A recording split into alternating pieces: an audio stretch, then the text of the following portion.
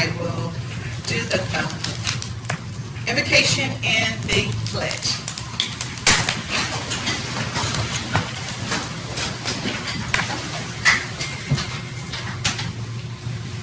God, we thank you for this day. We thank you for your goodness, your mercy, your compassion. We thank you for your faithfulness toward us.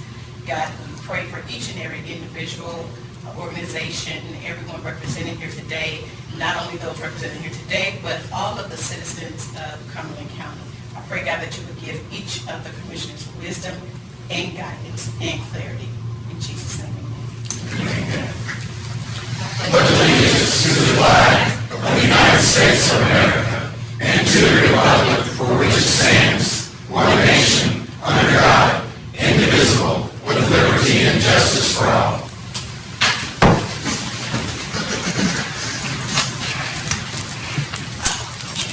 Madam Manager. Yes. Good afternoon, Madam Chair, Vice Chairwoman, and Commissioners. And so our first item on the agenda is approval of the agenda, and I have two requested changes today. Item 3D was a presentation that Commissioner Booth had asked for. Unfortunately, he is unable to be with us today. I would make the recommendation that we move item 3B in that presentation to our August agenda session.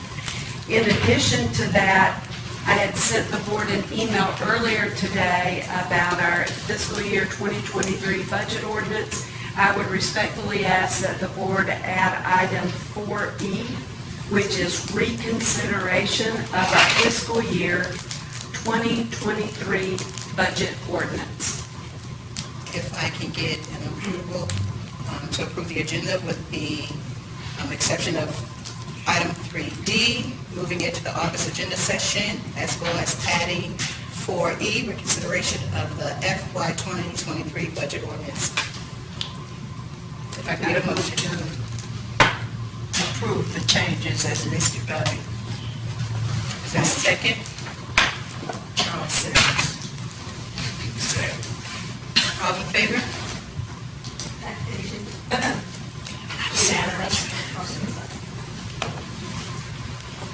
I have a question, please. Yes, Before we move forward, and that's why I didn't jump to second item, but that's okay, that's okay. As far as absences from our meetings, how do we, when we approve an agenda, we approve the absence of meeting, and if somebody is excused absent or unexcused absent, are we going to notify, we're going to let everyone know? Because I understand that it was an item that was pulled because there was a member that's not here and that requested. So was it excused or unexcused I would absence? consider it an excused absence. Why would you consider it that? It's for, Excuse me? I Kind of a personal thing.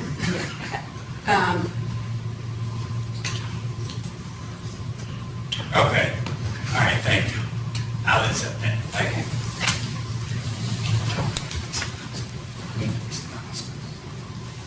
Okay, we're going to move on to approval of the minutes. If I can have a motion to approve the May 12, 2022 agenda session regular meeting, minute meetings. If I can get a motion. I so move, Madam Chair. Can I get a second to approve the agenda session regular meeting? Second. All in favor? Unanimous? Madam Manager. Yes, thank you, Madam Chair, Vice Chairwoman. That brings us to our presentations, and the first one today, I'd like to recognize Ms. Charlotte Robinson. She is the director of the T.J. Robinson Life Center. She requested to provide a presentation to the Board of Commissioners.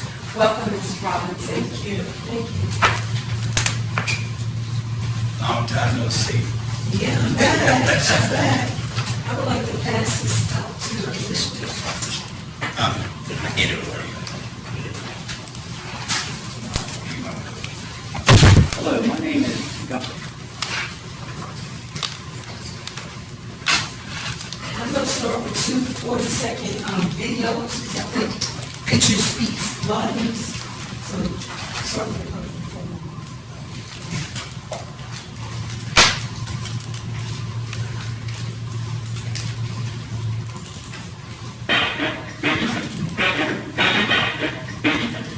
why there's so much excitement about this place. I mean, look at this place. You have a 57,000 square foot community center / sports complex. Brand spanking new, 3 spring-back floors, 2 hardwood courts. We can play 5 basketball games or 9 volleyball games at one time. You could be talking about a place that has a full commercial kitchen, 2 large conference rooms, a massage parlor, barber shop. Why are they excited about this place?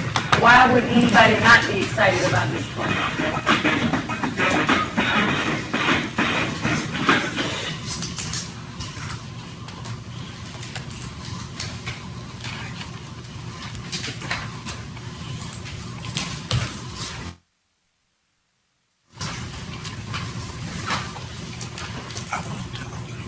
Hello, my name is Dr. Robin Cummings. I'm the Chancellor of the University of North Carolina at Cumberland, and I consider it a real honor to speak about Coach Rob. Rebecca, my wife, and I have 4 children, and each of those children took a different path getting through high school and into college. Our youngest son, Adam, became quite interested in basketball. Played in middle school and played in high school. And one day he came home and he had found this great coach over in Fayetteville and he wanted us to take him over there and let him get signed up with. And that was a commitment on my part as well as my wife's part. But it was important to him, so we did that. And that's when we met Coach Rob. I can say Coach Rob changed my son's life in great and wonderful ways. I can't thank him enough. He was a role model. He taught my son more. And he taught my son how to play basketball at a very high level.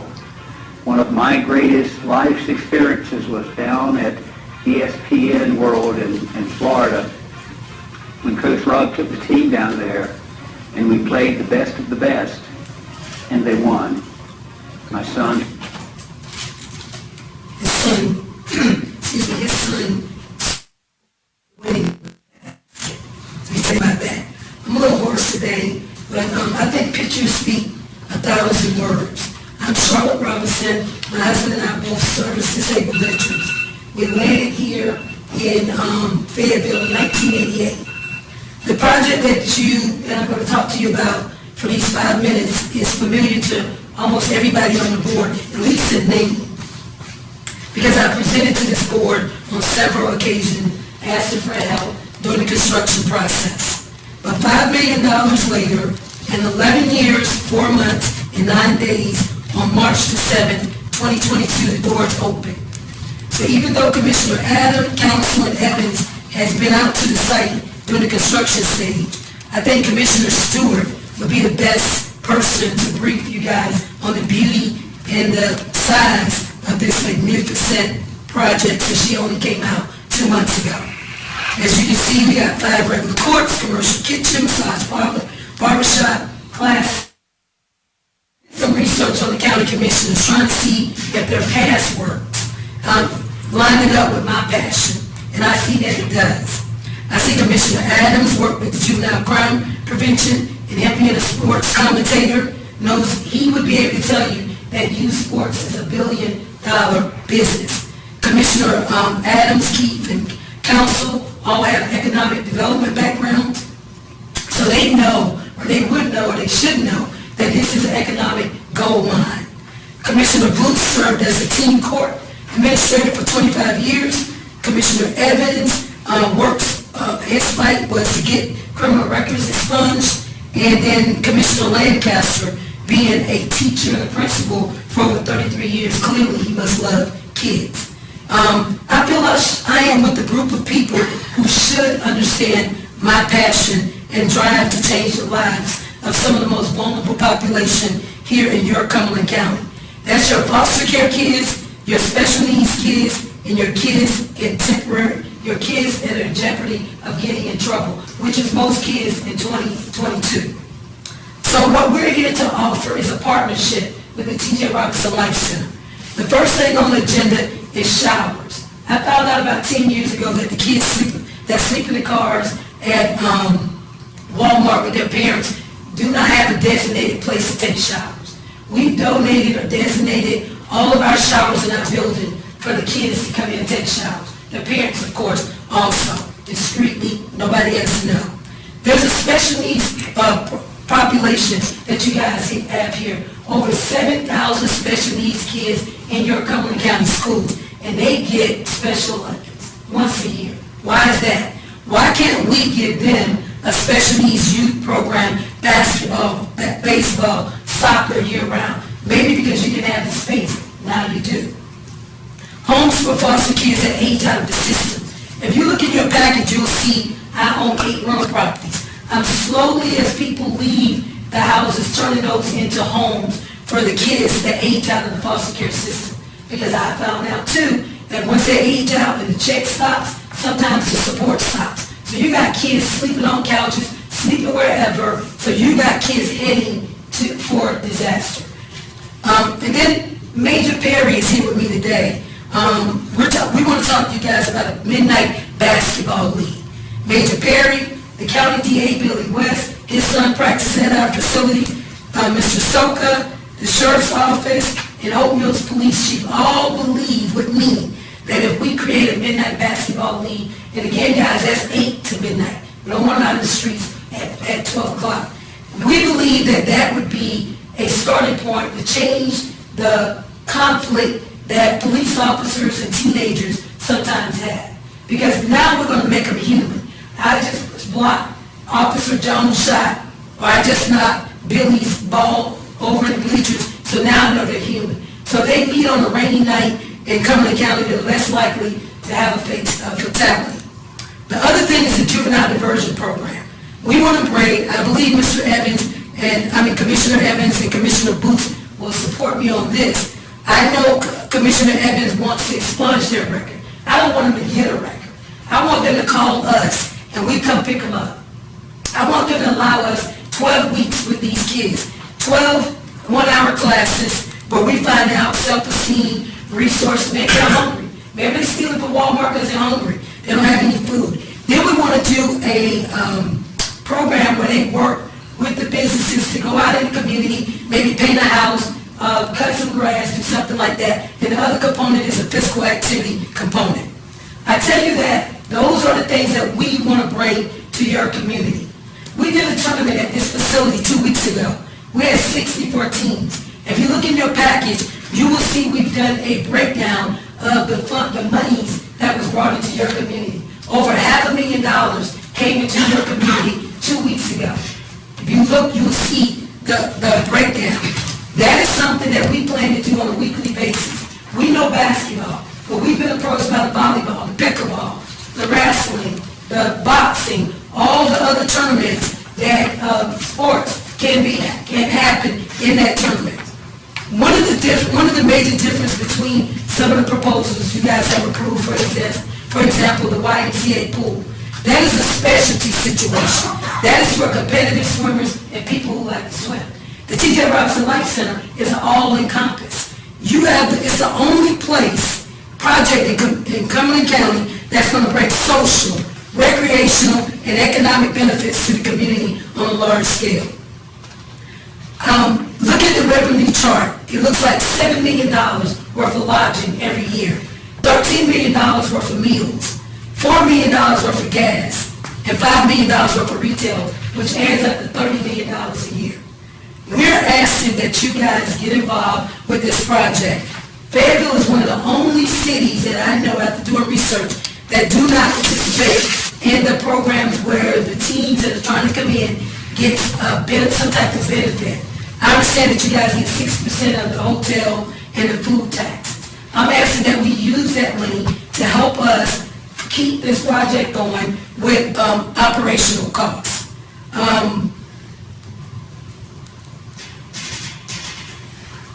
We opened the doors in March. Since March when we opened the doors, the first day we opened, 135 kids showed up. Guys, that means that was 135 kids that were not out in the street somewhere doing something they didn't have the right to do. And I think that's why the major and the sheriff's office jumped on board right away and asked for support. Now, I've stood here for 11 years, 4 months, and 9 days and asked you guys to help with the building of the project. Okay? we let that go. My thought is, maybe you couldn't see the vision. Well, now it's here. We built it, now I'm asking you guys to come. Come and support us in this project, help us keep it moving. Let Fayetteville be something that nobody else is. Nobody else has a special needs sports program year-round. Nobody else has that. Let's be the leaders. This is not so much about my husband and I's legacy. This can be about Cumberland County's legacy. Thank you guys so much for allowing me this opportunity to speak. Thank you, Ms. Robinson. Yes. You had a question? I got a question. Yes, sir. First of all, comment, and you're absolutely right. I've been sitting here and I've been listening to you over and over again, ask us for help, and I'm going to tell you, I applaud you in your efforts of where you're at, where your team is with this facility now. It's splendid, and you're absolutely right. So it will be a great asset to Cumberland County and Fayetteville. And but what I would like to know is, you stated yourself that you had come to us a number of times asking for help. What are you asking for help now? I actually am. I'm doing a proposal. I'm asking that the county do two things. One is a $5,500 a month operational fee for 120 months. The second thing is the tax abatement. If I'm going to bring $500,000 a weekend here, I don't think I should be responsible, or I think that you guys can look into helping me with the $56,000 a year in property taxes that I pay for this facility. So those are my requests. That's $55. $5,500 a month for 120 months. And that covers what? Operational costs. It keeps the building going, keeps the lights on, the building open. For the programs that I've mentioned, I realize that there's different funding and budgets for those programs, and those are also things that I'm looking for help with those programs. The foster care kids, the sports program, the juvenile diversion program. And the $5,600 a month, you said tax. Operational costs. I said I pay $56,000 a year for that building and property taxes. Yes, sir. Okay. Another thing you mentioned about showers. Yes, sir. People sleep in cars out at Walmart. Yes, sir. You got showers? Yes, sir. You do. So that's taken care of. And we designated those showers to the kids and their families that sleep in the car at Walmart. There is no other designated place. They wash up at Walmart or the restaurant or wherever. Okay. Thank you. And I just wanted to know exactly what it is that you're looking for. So Yes, sir. So if there is some discussion Yes, sir. afterwards, we'll know exactly what Absolutely. you're asking. I put it in the proposal. Okay. Okay. Yes, sir. Commissioner Keith. Hey, Charlotte, great presentation, and thanks for your persistence, because it has been a long time since you've been coming in. I think that there is a number of avenues that we can talk about.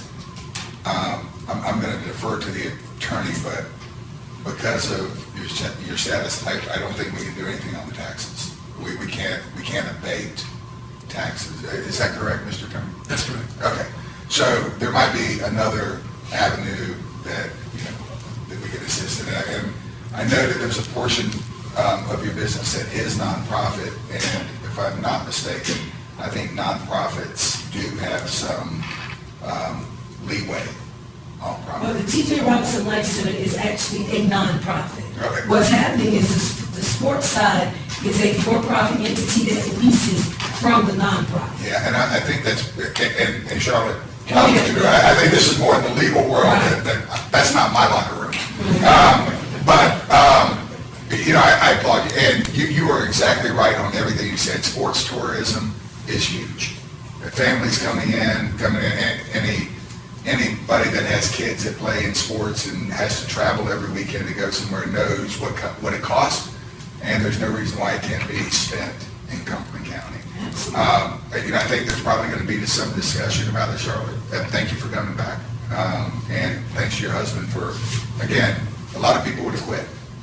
Yeah, so thanks. There you go. I have visited the center, and it is It's amazing. the finest it's almost overwhelming. It's absolutely beautiful. I did not know about the center, and then my son asked me about being on the AAU team, basketball team, and I'm one of those parents where, you know, you can't stay all night over nobody's house and all that kind of stuff. But I felt very comfortable. I sent him a message. I said, oh, I'm going there now. I'm going up there now. And it's in Hope Mills. So my question is to you, have you requested any funds from the town of Hope Mills? I have. And what kind of response have you received? If I it guess is, I'm assuming it's under review. okay. When did you speak? May, I think it was May the 2nd. Okay. Well, thank you so much, Ms. Robertson. It is an absolutely beautiful facility. Again, it's almost overwhelming when you walk through the first part of the gymnasium and then you open the door and then it's a whole nother. There's so much that you can do there, and the fact that you afford the youth to come in there and have fun, and the requirements that you have and the standard that you have for the facility is phenomenal. So thank you so much. Absolutely. For your presentation. Commissioner Evans has another No, question. this is for our manager. Oh, Ms. Gannon, let me ask you this, if there is to be further discussion about this, when would be the best time to discuss it, be it at our next agenda session or when? Yes, Okay. yes, sir. So, yeah, put her on, if we can, put her on next agenda session. Thank you. Thank you. Madam Manager, move on. Yes, we'll move to item 3B, update on the North Carolina Civil War and Reconstruction History Center project.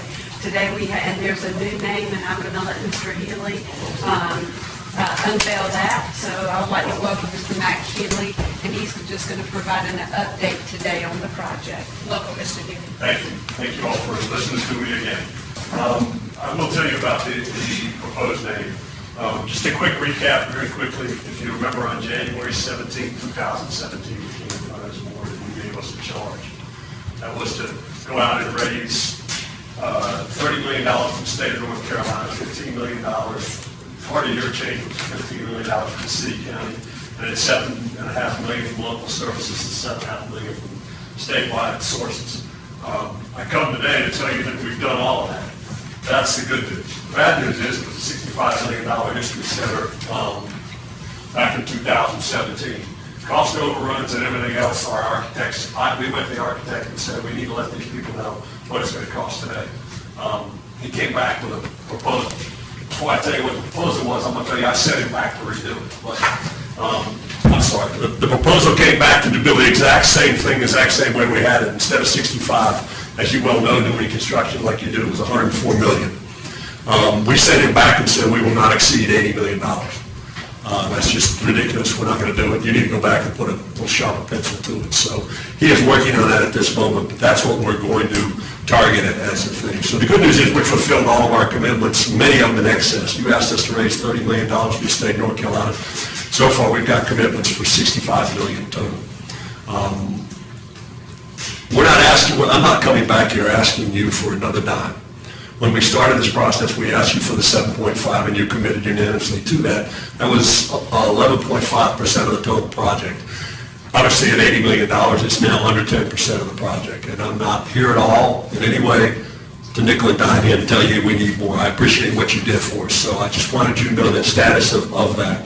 I sent you all, and I hope you got it, a copy of the groundbreaking we had last week. If you didn't, please let us know and I'll send it out again. It included 4 videos, and I think the thing that I said in my memo to you was that if you can't watch it all, please take a moment and watch Dr. Spencer Crew. Dr. Spencer Crew is a world-renowned historian. He is the lead man on what this story is all about. People have come to us and said, who's writing this story? Because again, I'm not a historian, I don't have anything to do with it. Dr. Crew's passionate speech last week really embodied what this is all about, telling stories about people. I know Commissioner Keefe was there, and I appreciate him being there. I'm sorry everybody couldn't be there, but I sent you a video of that. So if you look at the link I sent you, the one marked Spencer, is well worth any amount of time you can. That's the caliber of people that are writing this story. That's the caliber of people that are taking the stories that we get from you all and the actual facts of this period and vetting them and making sure we're telling what actually happened during this period of time. This project is about the two things that you all do every single day. It's about education and economic development. This project is about the next generation understanding exactly what we weren't given is an in-depth history of exactly what happened during this period. I went to public school in Greensboro, North Carolina, and had no idea about this. We met with a 12th grade social studies teachers, and they told us, we don't even teach this subject. We do not even touch on this period of Reconstruction because we're afraid we'll say the wrong thing and we'll get in trouble. So our students are not even allowed to understand what horrid things went on during this period. Where they get the information is I don't know, but it's not from a curriculum that's designated to tell the truth. The other part of this is economic development. When we first came here in 2017, we had already done an economic development study, showed $20 million annual economic impact. That was before the baseball stadium. It was before the work that you all have done. We are spending every dime we have now on completing this building. People have asked us, are we going to go get another economic development study? We are presently putting proposals out to a number of foundations and private citizens in the state of North Carolina to continue to raise funds. But right now, the $20 million, in excess of $20 million still stands. And I gave you all a copy of that. You mentioned the name. We've been very clear since the very beginning. We evolved from the North Carolina Civil War Center to the North Carolina Civil War and Reconstruction Center. That came from community input. Some of you all were involved in that. Said the name doesn't really reflect of what you're trying to do. Through a number of other comments over the last year, we've had some suggestions on names for the center. We have recommended a name to the North Carolina Secretary of Natural and Cultural Resources. It is their museum, the state's museum. They have final say-so. They looked very favorably upon our recommendation. So our hope is that very soon the new name will be the North Carolina Civil War Emancipation and Reconstruction History Center. They, along with us, believe that by adding the name Emancipation in the proper order of the historical names, we end a lot of those questions about just what this is about. You can't talk about emancipation and not talk about slavery. You can't talk about emancipation and talk about freedom. You can't talk about Reconstruction without telling the hard stories that it didn't happen. You all have helped, and we're now learning about things like Juneteenth and things like that. This is another opportunity for us to make a huge step. This is an opportunity, I've been in Fayetteville since 1980. You all know this better than anybody else. This is a poor county. We can't fund everything that comes down the pipes. You all take care of the social needs of this county. Step up every time with less money, seems like every single year, and make this happen. I read in the paper that you're not looking at property increases and all the rest of that stuff, the tax increases. God bless you. It's hard work. I don't envy what you do every day and have done for many years. This project, once built, as I said before, will be owned, operated, and funded by the state of North Carolina. $20 million plus in the region for economic impact. We can't build that school you want that first year. We can't build that performing arts center the first year.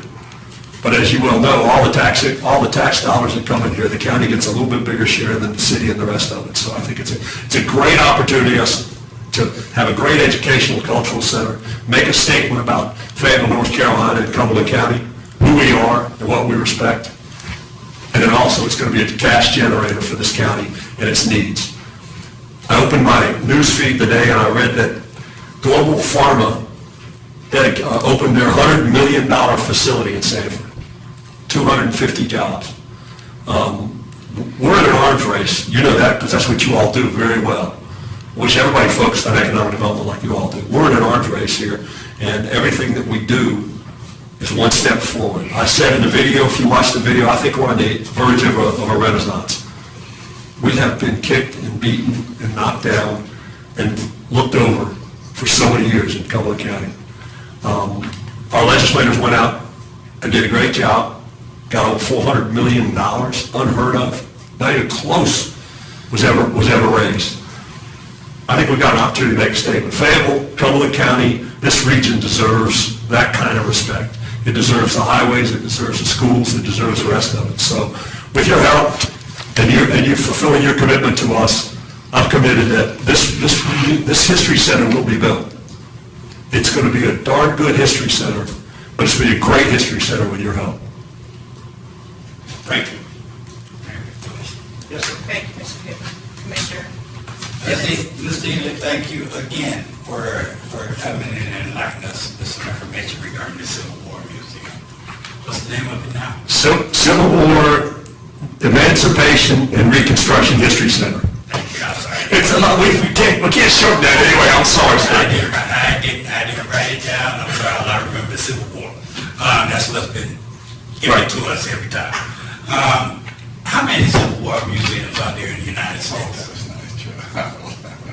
I don't have an answer to that. I know that this is the only one with a focus that we have on emancipation and reconstruction. I don't know how many Civil War centers there are. Okay, thank you. Also, you mentioned that the state is fully taking over this particular museum if done. Well, I'm sure it's going to be done, but when it's done,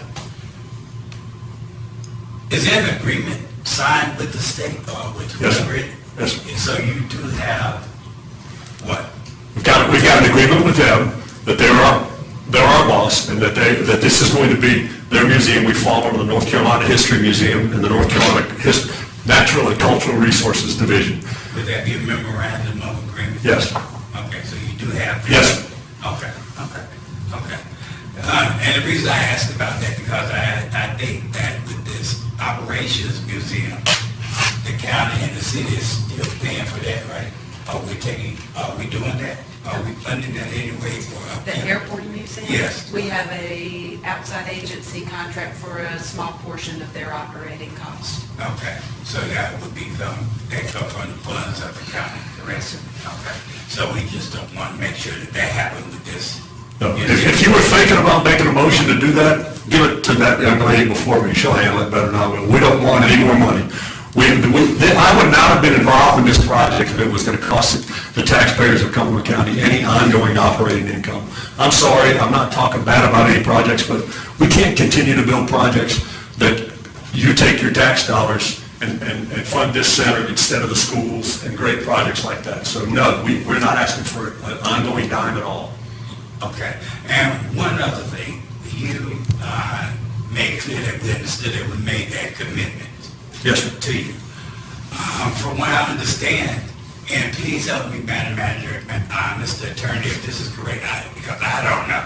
I think that there was a question as to whether everything was completed that was stated that needed to be done before the monies from the county is given to this nonprofit. Has that been settled?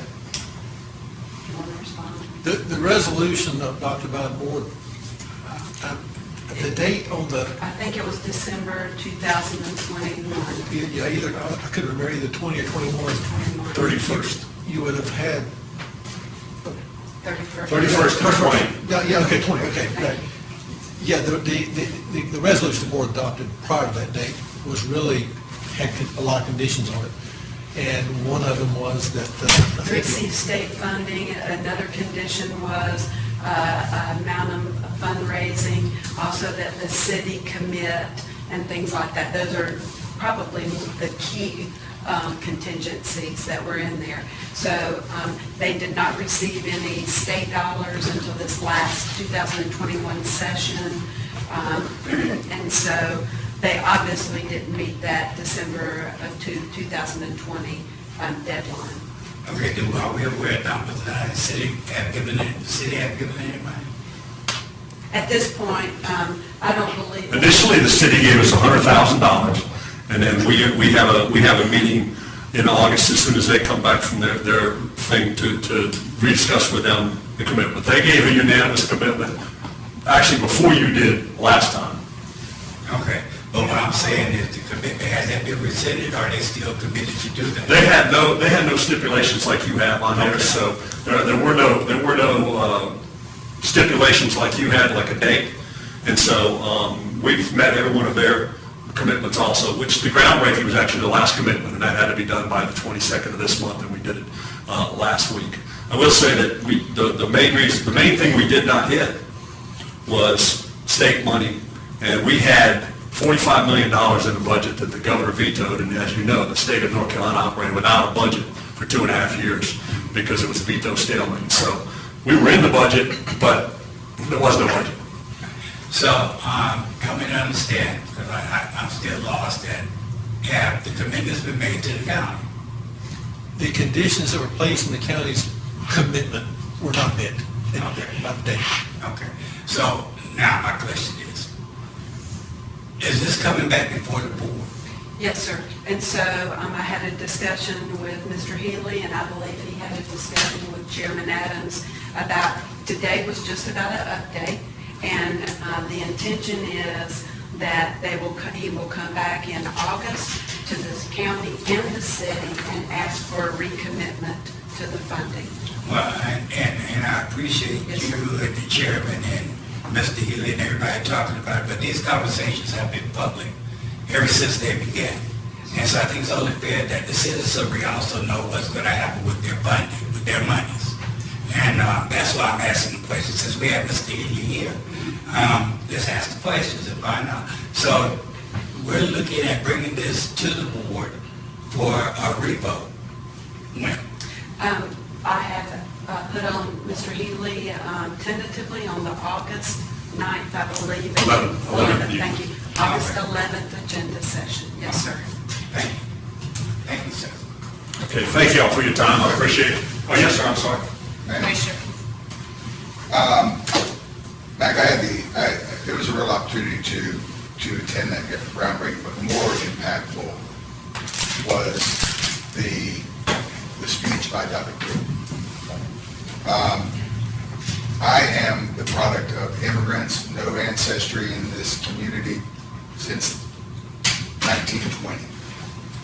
And I learned that I'm 60 years old. I used to be the youngest person on this board until Commissioner Stewart came around. And I learned things in that 20 minutes that will impact me in my whole life. I learned more about slavery from his small time than I learned in 12 years of public education. He broke it down in such a way that I am more of an advocate for this now. He talked about what he called social history. And I don't know if you remember what that meant. That means hearing from the ground up. We can all hear from the lawmakers and all the people and the big corporate people, and that's what our history has been built on. This story comes from the ground up. It comes from the farmers. It comes from the slaves. It comes from the soldier. It comes from the people that were on the ground that impacted them in their daily life. If you have not taken the time, take 20 minutes out of your life and listen to Dr. Crew talk about this, and I believe it will change your outlook in your life. I've always been an advocate of education, and sometimes we have hard history, and this is a bit of hard history, and I think people have preconceived notions about things. And I may have had some myself that I wasn't aware of. In 20 minutes, he broke those down in such a way that I am even more of an advocate of this, and I would encourage anybody who has not had the time to do that, to take 20 minutes out of your life to change your outlook in your life. Thank you. Thank you. And you're right. We are so fortunate to have scholars like that that are going to tell these stories because none of us were taught that.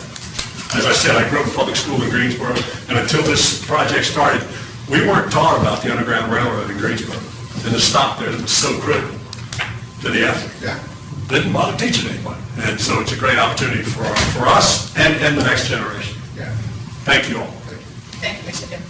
Madam Manager? Yes, the next item is 3C. Commissioner Keith had asked for a presentation from Dr. Green on the most recent county health ranking, as well as an update on the Cumberland federal opioid response team. Welcome, Dr. Green. Good afternoon, Dr. Good afternoon, everybody.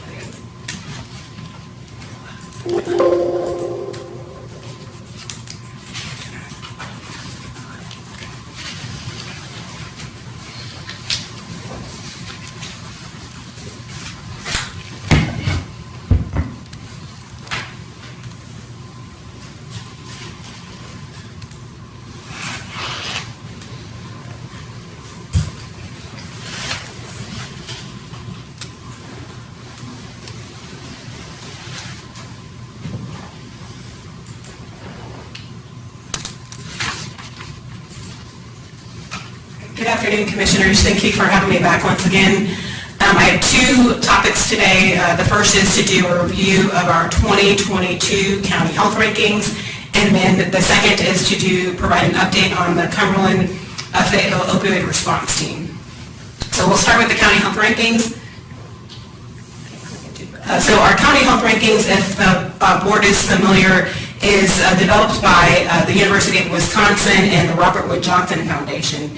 It's based on a model of health, of community health, that combines several different factors, including what we call health outcomes and health factors. So this is a collection of more than 30 different measures that will help our community understand how healthy we are as a community, based on their health behaviors, clinical care that's available in our community, a number of social and economic factors, and the physical environment. And we break these down into even further into things like tobacco use, diet and exercise, and family and social support. So a few new things for 2020.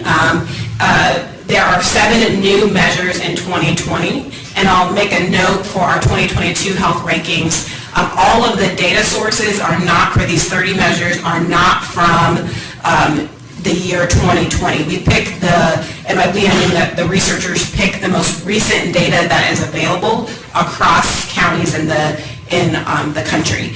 And so the most recent data sources available range from 2018 to 2021, so it's going to vary by measure.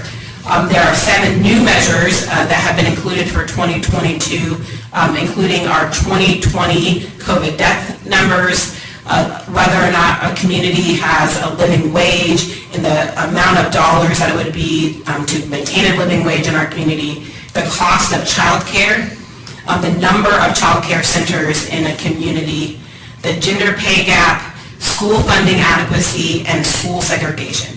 So all of these measures do not contribute to what we call the overall ranking of our county. Some of these measures are just informational, but are still good to track. However, our 2020 COVID deaths do show up in the rankings, but the others don't contribute to the overall number. So in terms of rankings, there's been this de-emphasis in the last several years on the actual rank. So the counties are ranked 1 through 100, in North Carolina, they're ranked 1 through 100. So each state, nearly every county in the country is ranked. There's less emphasis on the actual number. So whether you're ranked first or second or 40th or 50th, there's less emphasis on the number and more emphasis on how we are in terms of improvements in overall trends. So we might be lower in some capacities, but we're moving in the right direction, and that's where we really want to focus. So there's been this shift of less focus on the actual number and more into breaking the rankings up into quartiles. And so we do that for two indicators. One is health outcomes, and we'll talk about those in a minute. And then the second is health factors. So for both health outcomes and health factors, Cumberland County ranks in the lower middle range for both of these indicators. And so this is, while we've made some improvements and we're very close to being in that third quartile, the upper quartile for health outcomes. So this is a map so you can see how we compare to other counties in the state. So it's a color-coded map. Cumberland County is there in the, again, in the middle range. We rank between 51st and 75th in Cumberland County for our health outcomes. Our ranking is actually 52. And so we're almost, hopefully we will shift colors next year. But you can see how we rank in comparison to the other surrounding counties. And then we have a similar map for our health outcomes. Our health factors. We rank 70th for our health factors, and we are in this lighter blue color, or a darker blue color, I'm sorry. So let's talk about some of the specific rankings. There's more than 30 measures. So we're not going to cover every measure, otherwise we would be here all evening. But you have a full copy of the measures in your packet. So we'll just go over a few highlights. The first is adult smoking. This is something that the commissioners have been tracking over the last few years. In Cumberland County, about 20% of our adults smoke. This is in comparison to about 19% of the adults in the state. This metric has been slightly increasing over the last few years, although they've changed the measure a little bit over time. In terms of adult obesity, about 35% of our adults in Cumberland County would be considered to be obese. This is slightly higher than the state. In terms of sexually transmitted infections, we are trending, the number is increasing and it's trending in the wrong direction. This is depicted in terms of the number of cases of chlamydia that we have based on our population size. We can also look at our uninsured rate. We have about a 12% uninsured rate. This measure has been slightly increasing, but overall, it's been just a 1 or 2% increase in the last year. But it's overall, we're actually improving for this measure in terms of the number of people that are uninsured. We can also look at our preventable hospital stays, so how many people utilize the emergency department in a way and that we don't want them to, meaning they could have been gone to outpatient care, but they end up in the emergency room instead. We haven't really seen any movement. This metric has been stable over the last few years, so no significant trends. And then the same for our mammography screening. This is the percentage of women on Medicaid that have had a mammogram in the last, that are up to date on their mammograms, and we have about 39%. I have a star here, or an asterisk, because this indicates that although we haven't seen any differences in our trends, this is a measure where we see significant differences by race and ethnicity. We also have, can look at our percentage of flu vaccinations, and I always think about flu as a good indicator of other health measures, and so about 40% of our Medicaid clients get a flu vaccine every year. This is just a percentage point difference from last year, so no significant trends here in either direction. Our unemployment rate, and this is one measure that has been impacted by COVID, of course. We've seen an increase in our unemployment rate. So this is of course a measure that changes frequently month by month, but as overall unemployment, we've seen an increase in that metric, but overall the trend is not significantly changed. Our children in poverty, this is a measure where we are performing worse than the state overall. We have about 25% of our kids that live in poverty, and our trends are moving in the wrong direction for this measure. The next one is violent crime, and I'll note that this number is pre-COVID, or this is data from 2020, so it's not quite reflective of where we are today. It doesn't have 2021 data, and it indicates that our trends are improving, but we have seen a reversal of this in the last year. The next is, so those are some areas where we would want to explore for improvement, but there are also several areas in which we're performing fairly well, in particular around our healthcare community and our providers that we have available. So these are presented as ratios, and in particular, the number of citizens per type of provider. So we can look at this for our primary care provider. So we have about 1,300 citizens for every one primary care provider. That's performing better than the state, and this trend is improving. Similar for dentists, we have about 940 citizens for every dentist. That trend is improving. We have about 260 mental health providers for every citizen. That trend is improving.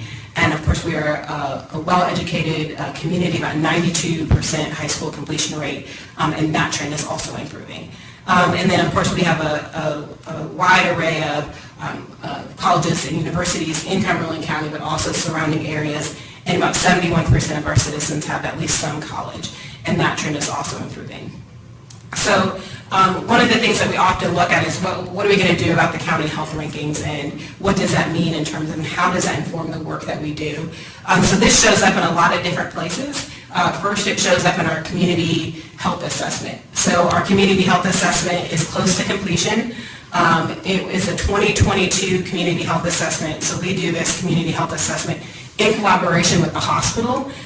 Every 3 to 5 years. This meets an accreditation requirement for the health department, but also an IRS requirement for the hospital. And so we work on it together.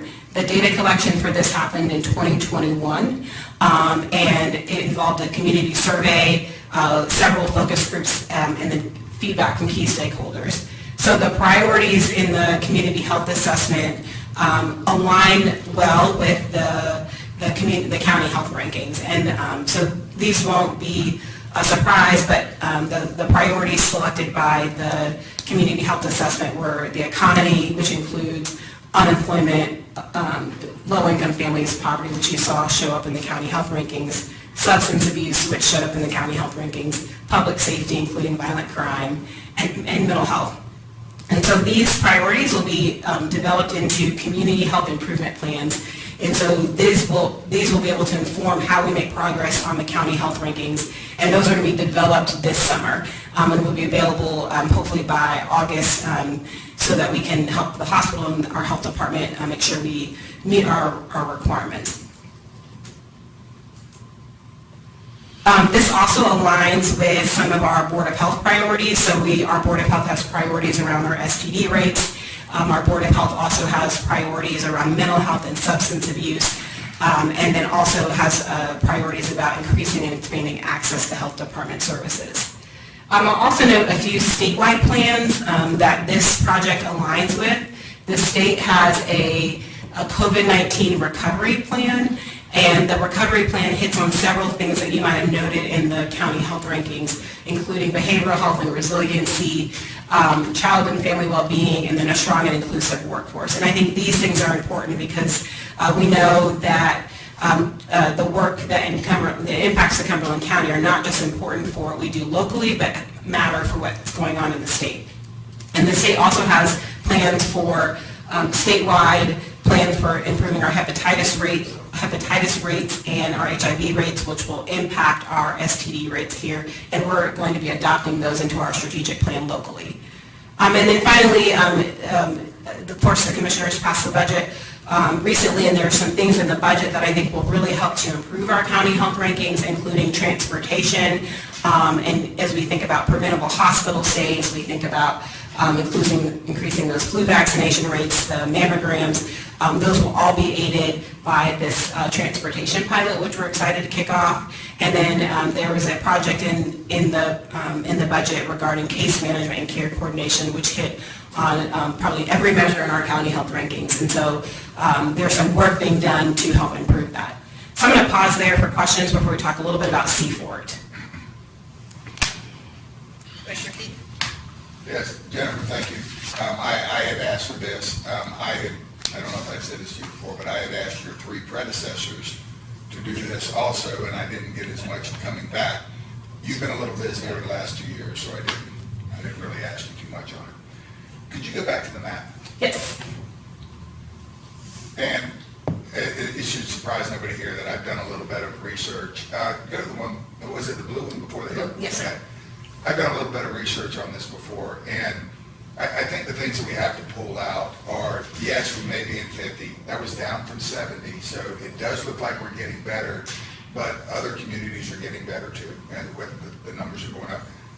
But I think that what we have to acknowledge is that we are the most urban county with the lowest percentile.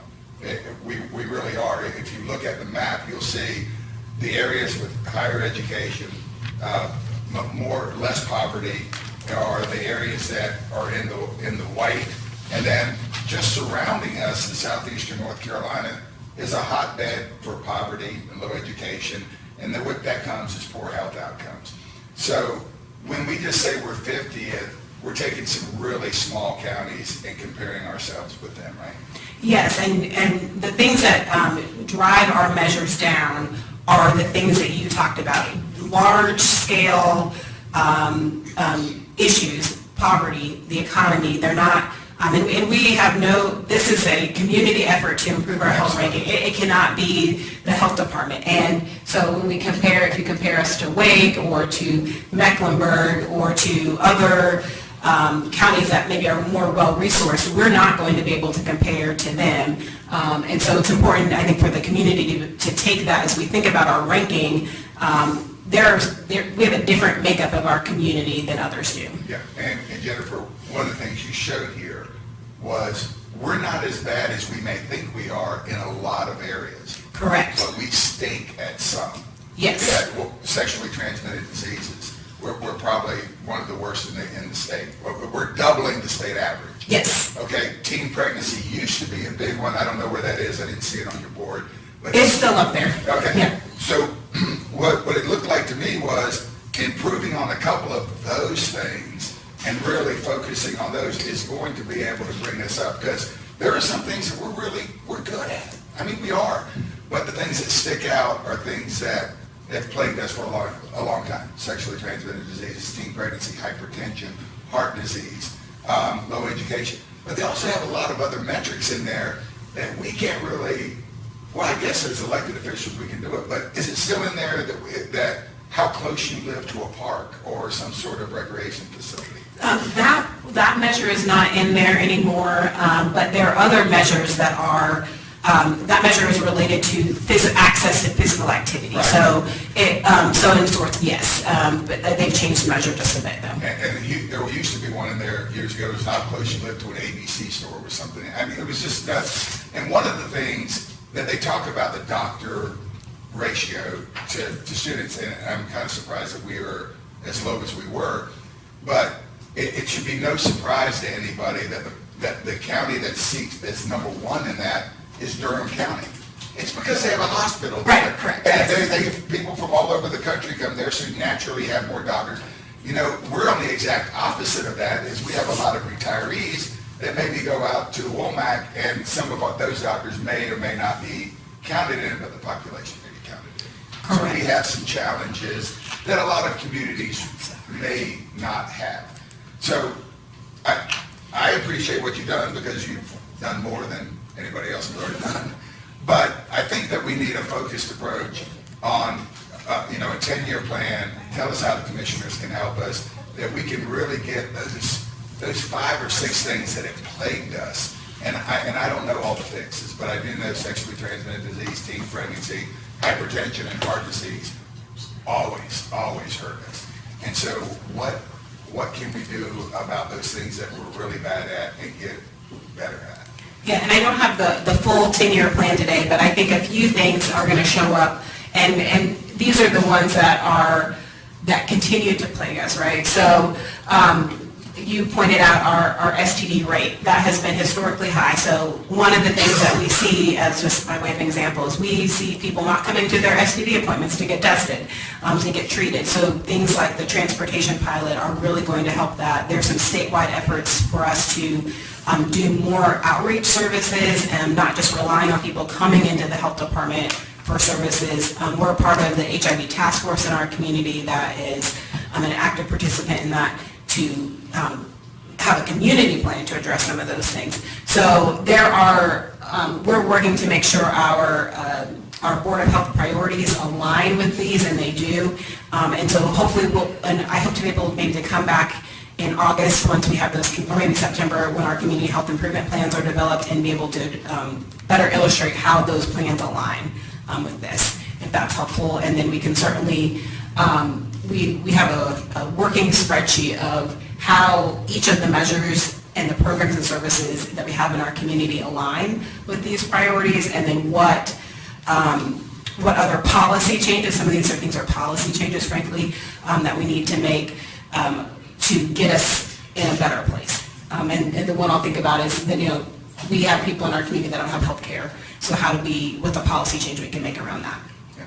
As you segue to the next one, I'm kind of curious why opioid addiction is not. Is it on somewhere kind of put in there that's not? It's going to show up in a couple of different places. So it's going to show up, one measure that's not on here is our death rate. So that's, the overdoses are going to show up in that measure. It's going to show up, frankly, in violent crime. It's going to show up in preventable hospital stays. So it shows up. There's not a particular measure for overdose deaths due to opioids, though. And part of the reason for that is, in order to be on the county health rankings, it has to be a measure that's collected nationally in every single county in the country, or nearly every county in the country. Okay, thank you. Commissioner Nelson? Are our citizens interested in the opioid crisis? I'm sorry. I was listening to Jimmy. I've heard him. This is the 14th year.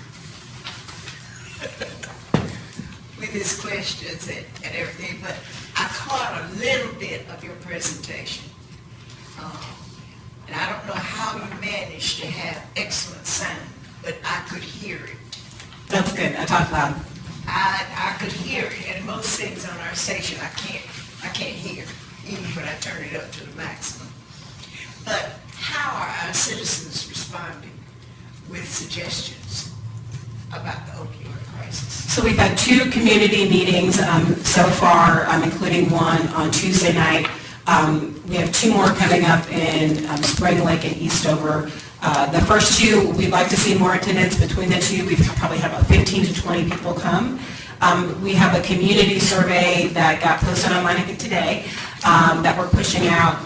We've had great feedback from our stakeholder groups, though. So we have been intentional about going to groups where people either have lived experience. So we've been to a smart recovery group for folks that are in active addiction or recovery, and then we've been to probably 10 or so other groups, and we've had excellent participation and feedback from those groups. And then in addition, we've had a lot of one-on-one conversations, sort of informal interviews with people that we've reached out to, but has also reached out to us to get feedback about how to use those settlement funds.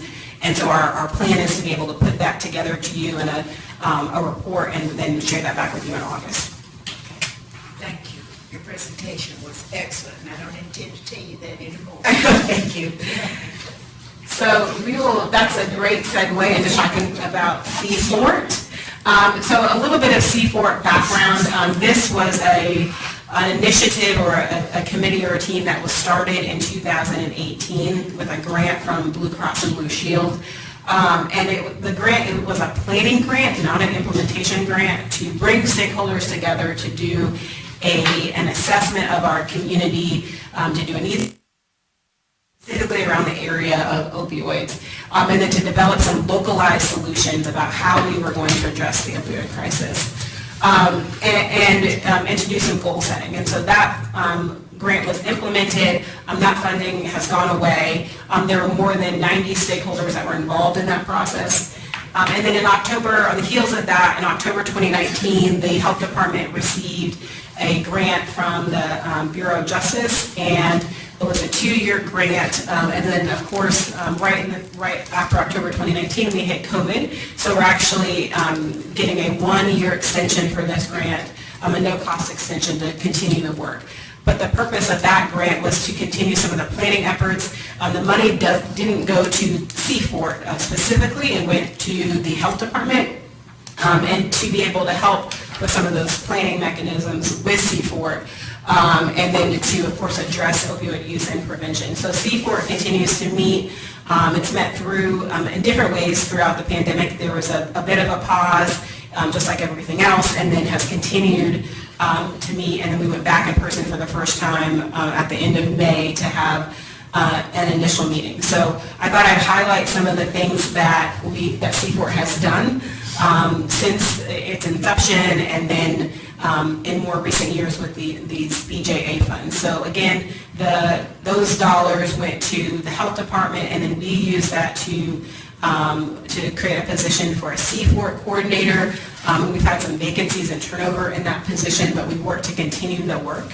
That money has also supported 2 positions with the NC harm reduction, and so we have some of the highlights that money has gone to support. In particular, those 2 staff members and NC harm reduction as a whole has worked to address 381 overdose referrals that were reported to C-Fort staff members. So I think at the last meeting, somebody asked a question, well, what about not just the emergency department visits, but the number of visits, the number of overdoses in the community as a whole. So this gives a much better picture of what that is. We've also had 245 instances in which the NC harm reduction staff with that BJA money have provided linkages to care for people that after they have an overdose. There are 300, almost 400 people in the syringe service program in Fayetteville. And then those two staff members have initiated what we call a PORT team, or post-overdose response team. They're getting their sea legs now, and it supports, so when an individual has an overdose, they can go out into the community and to meet that person, hopefully on scene, although if they're not able to, follow up with them in the few days after. They're working very closely with the hospital and the community paramedic program, so this is a separate program, but those two teams work together to make sure that they're not duplicating a service, but rather lean on each other for help. A few things that that money has also contributed with NC harm reduction, more than 2,000 Narcan kits, more than almost 140 syringes, several biohazard kits, so people can do wound care, so about 1,000 of those, and then we talked a little bit about STDs, and there's some co-occurring things going on here, but almost 1,800 condoms, 18,000. In addition, the funding has gone towards implementing some awareness campaigns. We hear a lot about, we know this is a problem, but how do we raise awareness about this? So we implemented, the CDC has an evidence-based media campaign. It's called the CDCRX campaign, to think about how these drugs are in our community and sometimes in our homes. How do we prevent that from happening, particularly on prescriptions? And then we've also, in collaboration with the Public Information Office, developed a C4 resource guide. So this is a pocket-sized resource guide that has connections to housing, to treatment, to shelter, and a number of other things. And so that kit, every time we give out a Narcan kit, that resource guide goes with it, and so people can get connected back to their resources. The Seaport money also started 2 of our smart recovery groups in our community. So smart recovery is a different strategy is a little bit different from AA, because they're not just focused on alcohol, but they're focused on addiction as a whole. So Commissioner Evans has asked us in the past about making sure that we not just address opioids. Smart recovery is a way to do that. It's about addiction as a whole, and that might be for opioids or alcohol or other drugs as well. So there are, this money went to the training of staff for those first 2 smart recovery groups, and I believe there's 3 in our community now, and they have about 28 members on a rolling basis that go through, and I had the opportunity again to go to a smart recovery group a few weeks ago. We have distributed more than 1,000 doses at the health department. So last August, we initiated our Narcan availability at the health department. It's available from our pharmacy Monday through Friday. We have also done a number of community outreach events. So if we go to a community outreach event, we're going to bring Narcan with us so that we can give that out to community members along with that resource guide. And then we've also distributed those kits to a number of community partners, including the fire department, the first responders, the hospital. We took some to their adolescent unit that just opened, the Fayetteville Treatment Center, the Salvation Army, and a number of other places. We just, hopefully our CERT team in our community is picking some up today to be able to help get those individuals connected back with the service. So a couple of things that are coming up for C4.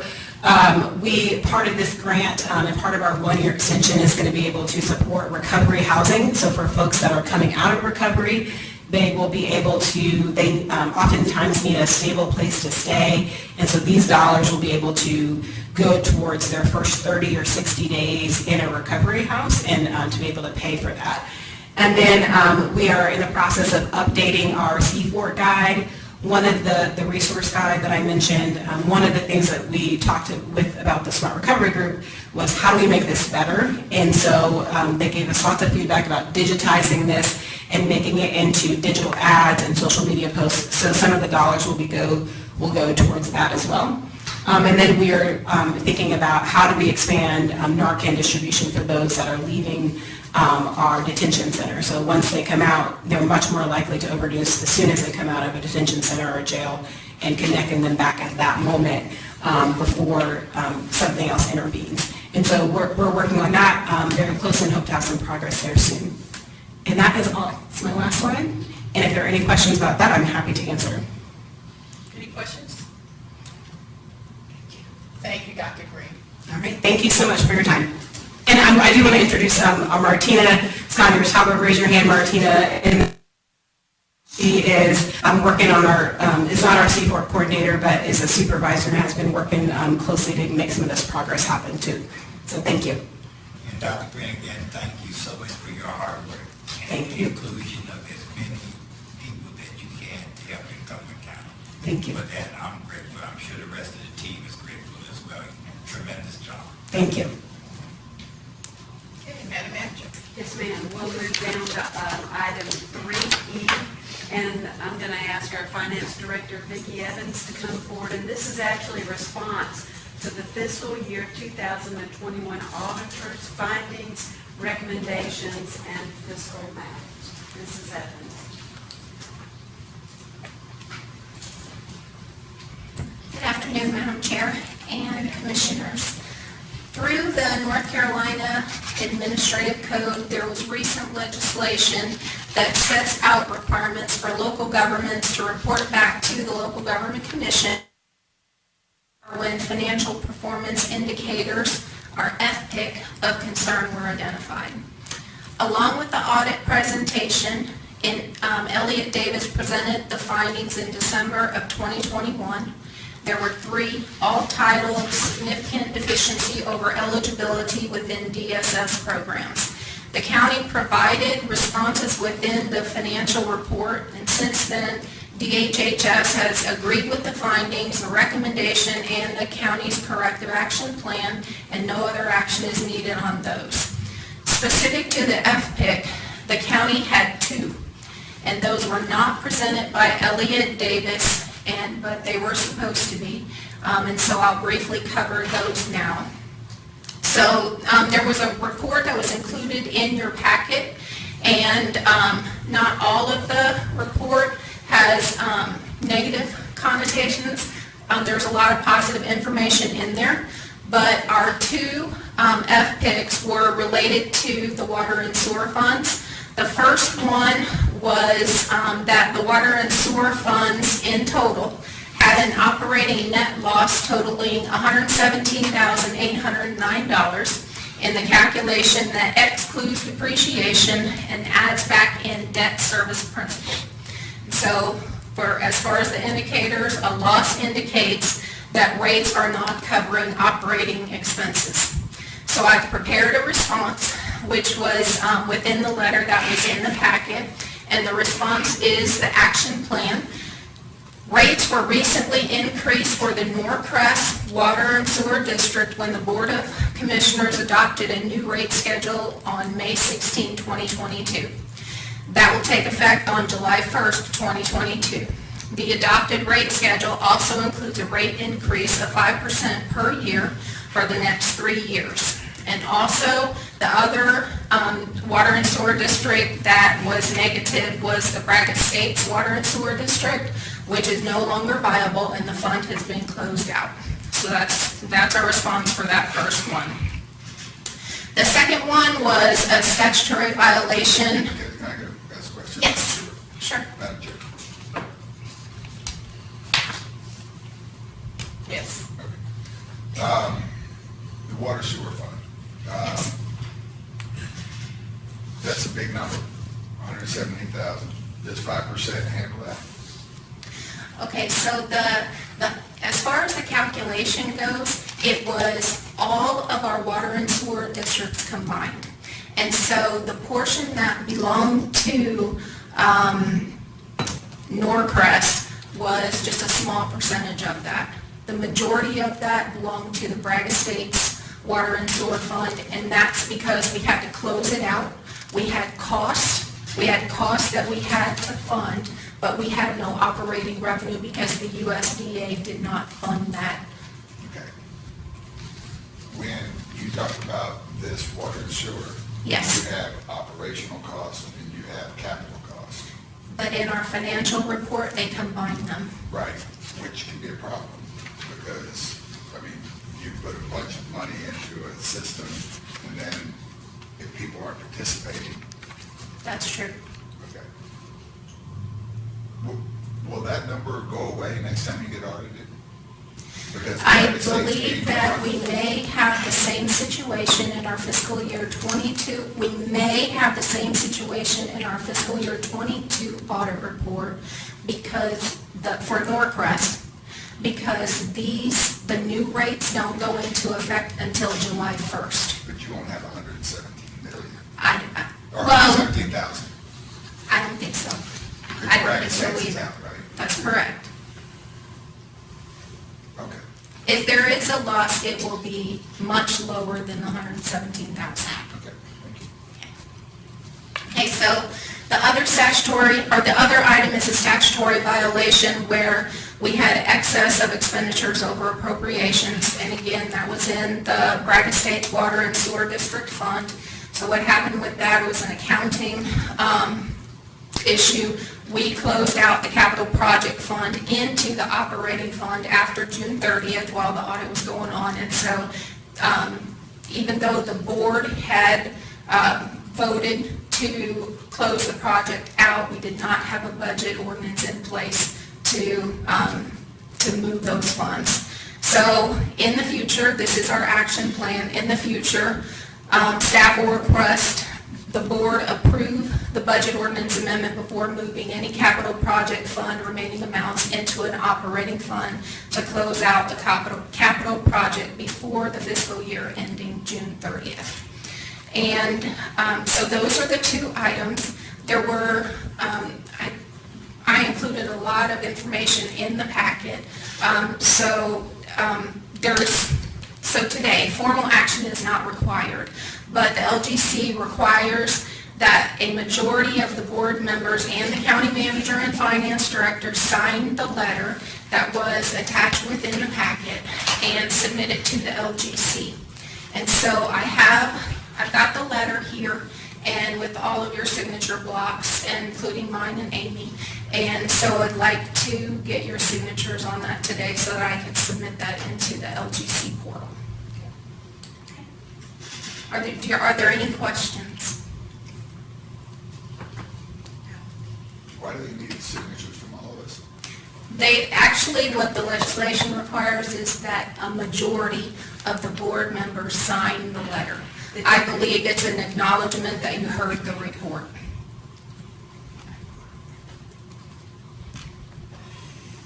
Okay, get signatures now. Yes, ma'am.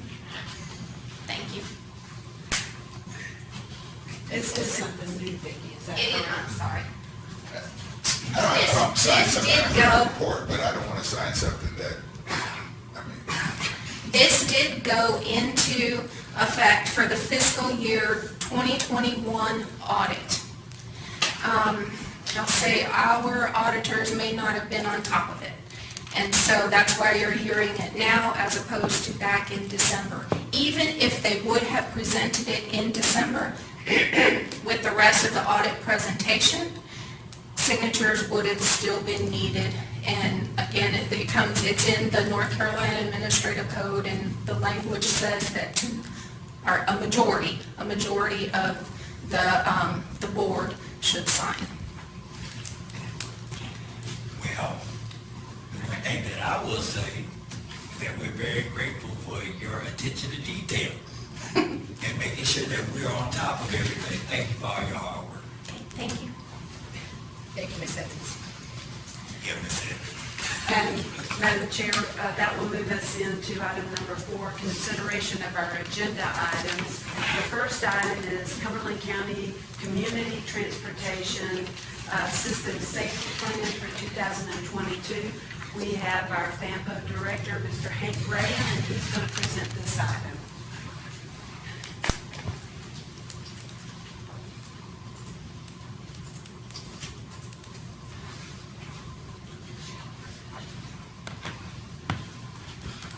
Good evening, Madam Chair and Commissioners. This is an item, I apologize for the size of the plan. We included this background information. It's around 80 pages. There are no significant additions or modifications to this safety plan as it was approved and adopted by the board last year. This is a requirement to have it adopted and approved by the board currently so that we can attach it and include it for updated information for all of the grant funding programs and grant opportunities that we have for the upcoming fiscal year. As I stated, no major modifications or changes to the plan. It is a requirement to have it adopted and approved as an updated plan at this time. So we need to vote on that. We need a motion to put this on our consent agenda for June 20th. Is there a second? Second. All in favor? Unanimous? Madam Manager? Yes, ma'am. Item 4B is reconsideration of community transportation program contractor bid for services.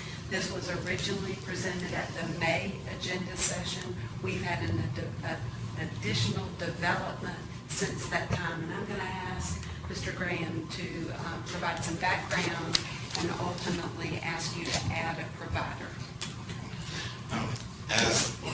As the county manager stated, since the board's decision in May, the fourth vendor, Squared LLC, has provided some additional clarification to their bid proposal. At that time, the vendor's original submittal was $58 per trip. That clarification was that they assumed that it was for a round trip submittal. That was not. So the clarification that they provided is that their fee rate for one trip is $33 per trip, which is in the same realm and wheelhouse as all of the other vendors that we considered back in May. So we would like, staff recommends that we consider this as a fourth vendor. We like the idea of adding more vendors than having the two that we have this year. The three that we proposed in May, we would propose a fourth one now. We can grow the program and provide additional trips for needed citizens in Cumberland County. Yeah, so that we recommend that we reconsider and add this fourth vendor.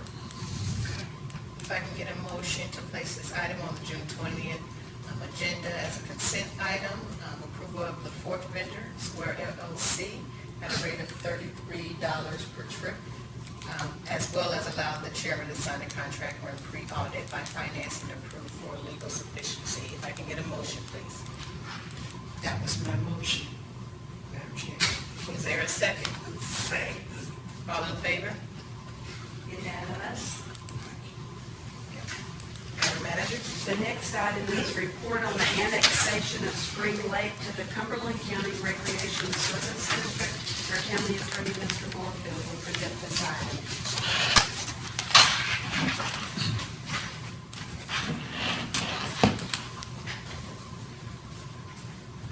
Good afternoon, Commissioners. Good afternoon. This is not something that you will take action on today. It's not, this is one of the, this is a complicated transaction. It's unusual, and I wanted to make you aware of it in advance of it being on the agenda on the 20th after a public hearing. It is, I think, the most interesting thing to look at and why this is complicated is you see a GIS map in colors, attachment.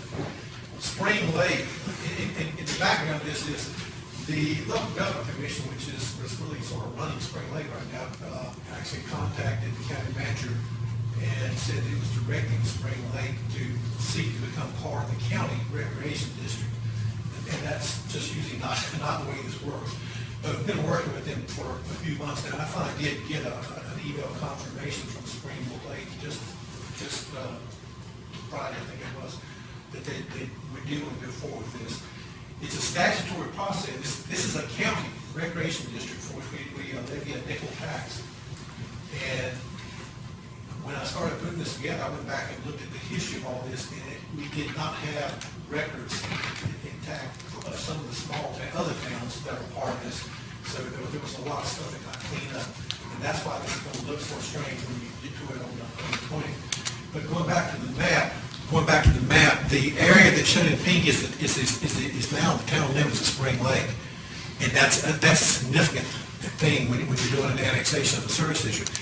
And what makes this strange is that you see this, all the southern boundary of Spring Lake is bounded by Fayetteville, all the western boundary is bounded by by Moore County, and most of the northern boundary is bounded by Harnett County. So there's only this area on the eastern side of Spring Lake that's bounds to the county recreation district, and a good portion of that is owned by the state. Is the park, Carver's Creek State Park up there. But I think we've got all this together to make it work. What you will have after, there will be a public hearing, and notice had to be sent to every property owner in Spring Lake. The town of Spring Lake did that. It will be advertised, I think, in the newspaper tomorrow. And so you'll have some folks from Spring Lake that may show up at the public hearing about it, maybe not. We have had some contact, myself and the clerk, with questions about it.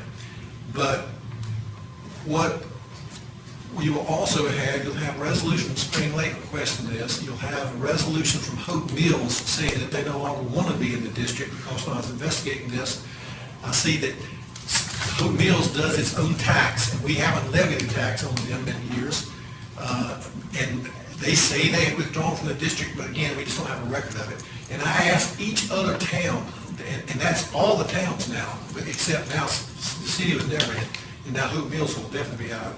But all the other towns in the county will be part of this, or their jurisdiction will be included in the recreation service district. And I asked all of them to send a resolution ratifying every action that has been taken by their boards and the county board over the years for this recreation district. And I think that's the best way to clean it up. I think all of them but one, I was one short, I don't remember which one that was, as of Monday. And that's why this is happening. It's something that Spring Lake, I think, won't now, but it was kind of pushed on them. It meets the statutory requirements. 1/8 of the exterior boundary of the town has to be contiguous to the existing county service district. And I got that read out. You see in the Spring Lake area, the pink area, these green blotches, those are county jurisdictions. One is Bragg Estates, one is another subdivision out there, and the rest of it is just county property, or county jurisdiction, not county property. It's not very developed, but it will comply with statutory requirements. And again, I just wanted to make you aware of it, because there will be a lot of documents that are not necessary for just Spring Lake, but are necessary to get us a record of all these resolutions at one place in the minutes, and that's what I was trying to do. Does anybody have any? It'll happen on the 20th. Yes, sir, Mr. Keith. Commissioner Keith. Rick, I thought I had it till you started talking. Okay, so Spring Lake, it wants to be part of the Cumberland Parks and Rec, which is part of federal Cumberland Parks and Rec. They are currently getting income from their residents on their town tax. That's correct. We have a 5-cent recreation tax in the county. Will they revert to the 5-cent recreation tax? That will be a county tax imposed in Spring Lake. We can't do that in a municipality, can we? With this, if we get this resolution from Spring Lake, yes, sir. If the board approves going forward. It's not an unusual situation in that Spring Lake is really isolated up there in that very corner, and it has its own recreation department, and I have strongly encouraged them to seek an agreement, their own agreement with the city, because Spring Lake has equipment, personnel, some assets, other real estate, so that all that needs to be worked out between Spring Lake and the city. It seems like there's a lot of vacant property out there. Well, yeah, all that's because it's all Fort Bragg, that's why. Well, the pink. The pink, but that's in Fort Bragg, every bit of it. Okay, so the question is 5 cents going to hurt the county in their ability to provide recreation services? Because why do we have to stay are we under a mandate to stay we can't hurt other programs by bringing them in. And they have a very small urbanized area of streets. Is anybody done an actuary to see what that's going to bring in? It's not going to bring in anything, because most of it is in Fort Bragg. So that's where I'm going. So they're not paying any tax. So what are we doing? We're just going to take them in and Does that count from the other people we collect tax from? I can answer that. There has been a financial analysis, and so Tracy and myself have met with members from the local government commission and also Mid-Carolina that's providing some financial services to the town. An analysis has been conducted. There are several vacant positions out there, such as the town's Parks and Recreation Director. That position is vacant. That position will be abolished if we move forward with this. The amount of money brought in, that will be brought in from the Manchester district and the town is within about $5,000 of the projected budget that's been put together. So based on the budget that's been developed, it will not pull financial resources from the district. And that would be that's the only reason we've agreed to move this forward is so that it doesn't cost or pull from other resources. And as you know, the county entered into an agreement with the city in 2004 for the merging of the county's recreation department into the cities. And all recreation services are provided throughout the entire district by the city for the 5-cent tax that we must levy in the district. Thank you, Mr. Moorfield. It's just for No information. action. It's just, there's going to be a lot of paperwork with this, and I just want to make everybody aware of it beforehand. Madam Manager? Yes, ma'am. We'll move to item 4D, and this is the American Rescue Plan Committee funding recommendations. The committee actually met on June 6th, which was Monday afternoon, and there were several items that were considered. So there's 3 areas we'd like to cover today and share with the full board. The first one, Mr. Ty Vaught is going to give a presentation about the small business priority funding recommendations. And so the committee has actually approved some recommendations. They saw the application summaries on Monday.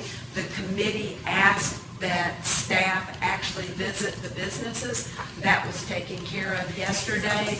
We actually engaged with the business owners, verified their place of business, had discussion, took pictures, that type of thing. And then the second piece is Mr. Brian Haney, Assistant County Manager and also serving as the Interim Human Resources Director, provided a presentation on our recruitment and retention challenges and also some recommendations that we'd like to share with the board today.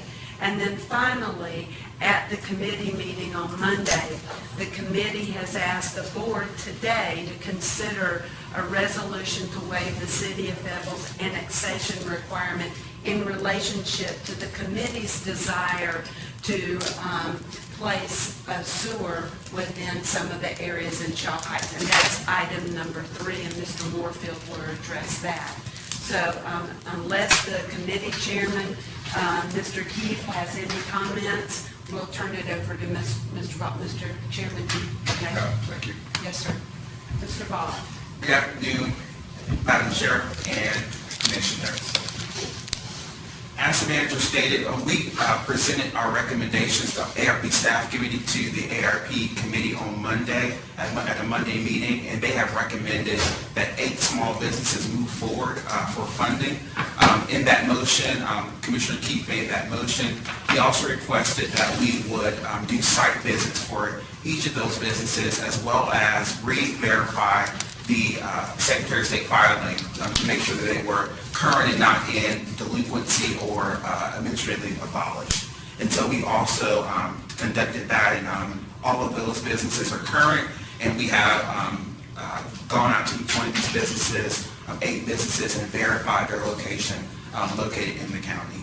I can give some brief background on the program, but I'll leave it to the pleasure of the board whether I can give that background or you'd like me to go through the presentation that I gave to the ARP committee. So I'll move forward with just some background. Madam, yeah. No, yeah, I think it's important for them to know what we've been discussing. Sure. They haven't been in those meetings. Absolutely. just as quick as you can.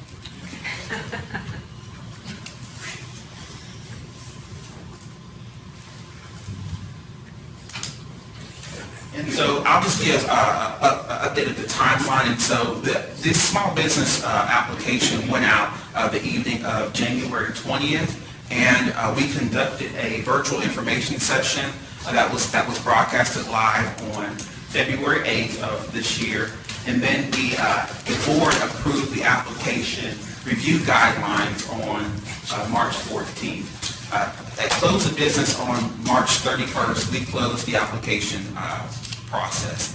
At that time, from that time, we have calculated, or we have counted 160 applications.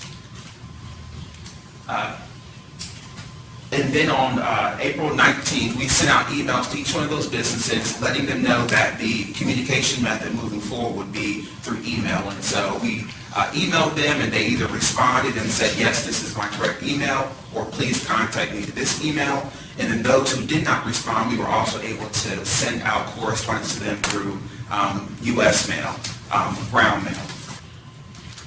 It was the pleasure of the ARP committee that we prioritize a group of applications, and that priority group consisted of applications who indicated on their small business application they had not received prior funding.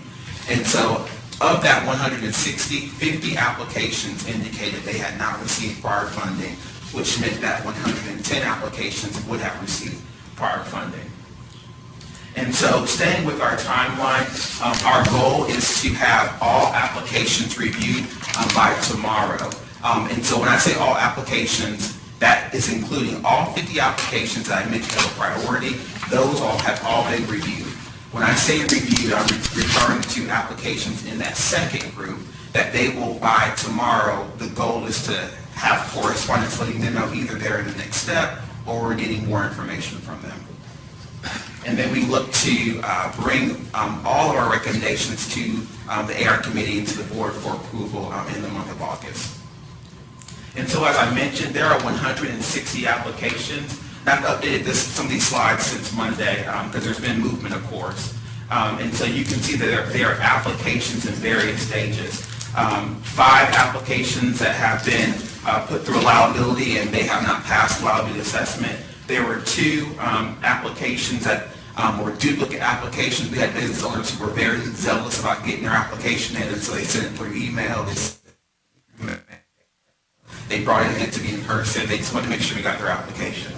And then there's 41 that need review, and that's the number I just talked about. But none of those applications are considered the priority application as the ARP and board have defined them. We have 14 that are in allowability assessment, and those are applications that are waiting for the staff committee to review them so we can recommend them for the next step, which would be a panel review and then funding recommendations. 15 applications have made it to step 3, which is the programmatic review step, and of those, 8 of them are being referred to today, and then we have several that are waiting on information. And so just very briefly, this is the application that each individual filled out, and so this was our first contact, and they were able to fill out their business information, economic impact, as well as the proposed use of funds. And then we sent out correspondence to each business letting them know that we have received their application, the allowability assessment. If we needed information from them, they were able to send that, and we identified what they needed specifically. And then we moved them into step 2, allowability assessment, which let us know how they were eligible for this program, whether it was through LMI or being in the qualified census tract. And then we moved them forward, finally, as I just mentioned, the program review, which is the last step that these applications have gone through. And so we were able to score them based on our scoring criteria, 0 to 5. And then we scored each section, which was 3 sections, their capacity, their project need and service delivery, as well as their financial feasibility.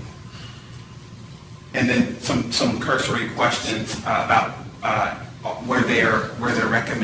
proposed funding recommendations or asks allowable.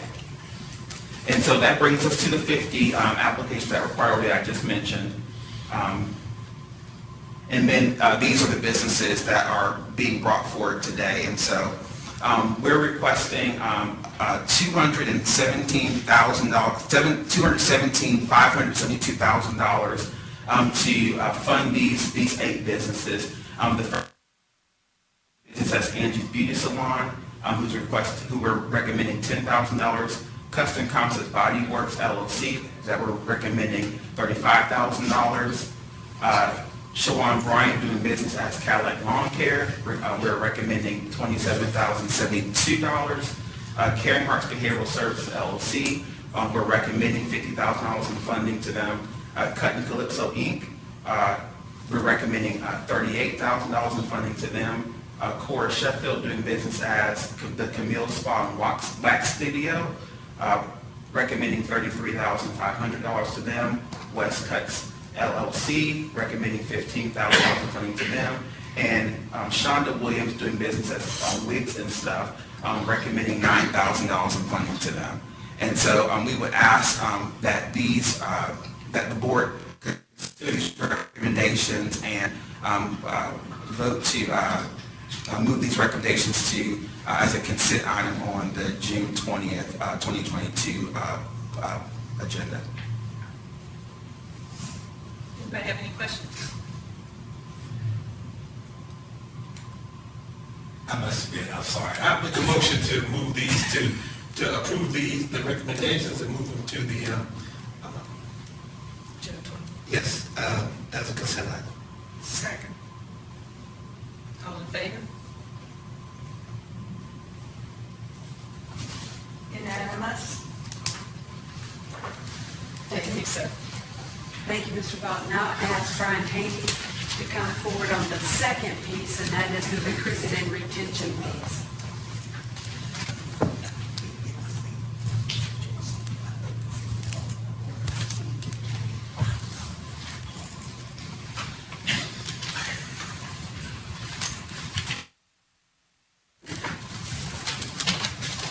Good afternoon, Commissioners. Good afternoon.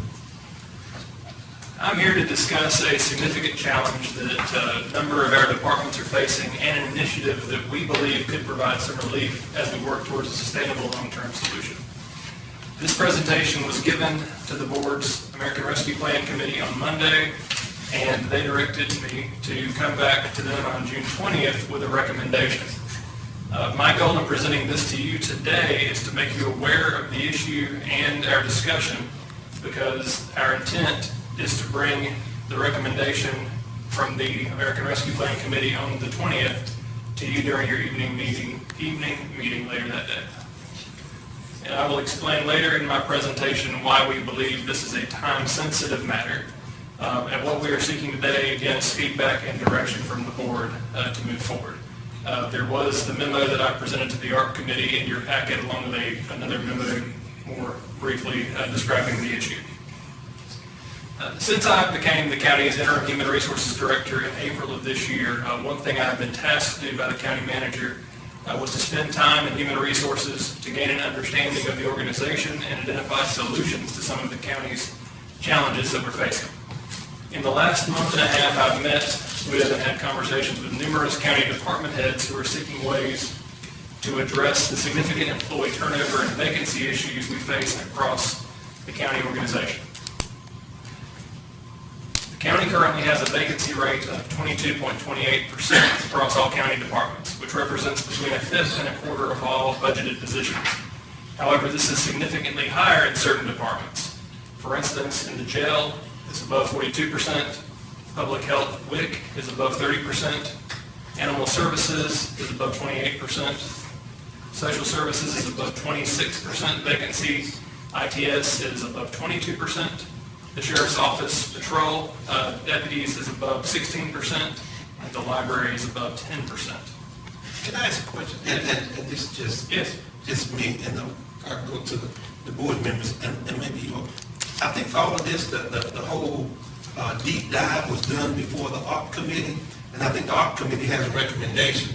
I mean, if you want to do, I'll go through all of this, but I think that's why you have committees, but I'm at everybody's pleasure, but I think we asked a number of questions. Mr. Keith was the chairman of that committee, and we heard all of that. Wait, you take me off.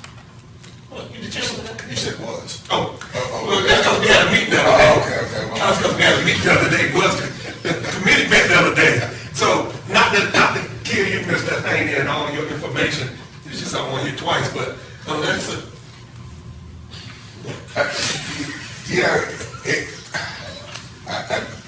it's pretty innovative. yes. It's a short-term problem. Mr. Haney's looking for a short-term solution. But we did ask some questions on it, so I don't know how you want to approach it. Do you have any response to any of our questions, or are you just taking the exact same thing? Not at this point. We're still working on getting an actual recommendation together for the ARC committee. The goal here was really to bring the whole board into that conversation, so I think it wouldn't be a surprise once whatever comes through the ARC committee comes to the board. I was really just trying to present that information to the rest of the board, but I'm happy. I think it was agreed upon there are some issues we need to address, and I'm happy to. So I think the biggest thing is that whether the committee would be, in terms, Mr. Chairman of that committee, of using ARC funds to be able to do this on retention and issues with staff. And if that's the case, we come back with those recommendations so they don't have to hear it again and they can do it that way. Go ahead. May I? Yes. Mr. Chairman, I understand exactly what you're saying, but there are some of us that hadn't heard this, including the people that are listening to us on television. So I think it's only fair that we go through what? I was wondering if the ARC committee said it was, because it's it wasn't on the screen, so you're right. Okay. Yeah, so I think that would be best that you go through the whole. Well, he's about to go through it again, once he brings back those recommendations from the issues we had with the ARC committee. But that's not. I will not bring this presentation back before you again after this meeting today. This was just really the level set. I'll skip to the conclusion. I'm late to the meeting anyway, so go right ahead. You should have come a little bit later.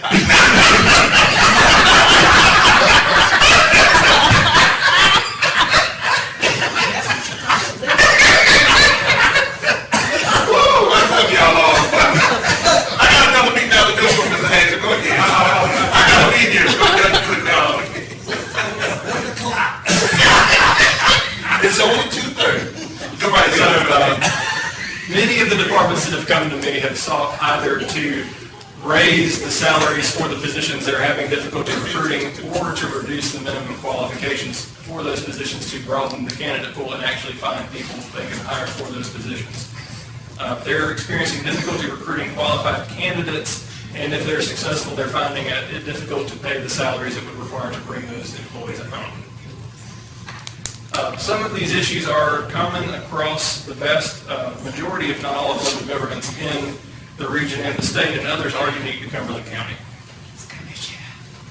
The county examined its compensation practices earlier this year, which revealed a number of things. First, our grades are not competitive in many cases with the market. The last classification study was done in 2012, approximately 1 decade ago, and since then, COLAs have not been consistent. This makes recruitment difficult, particularly when the county's historic practice is to bring employees in at the minimum of the grade. There is also no mechanism to move employees through the grade throughout their career.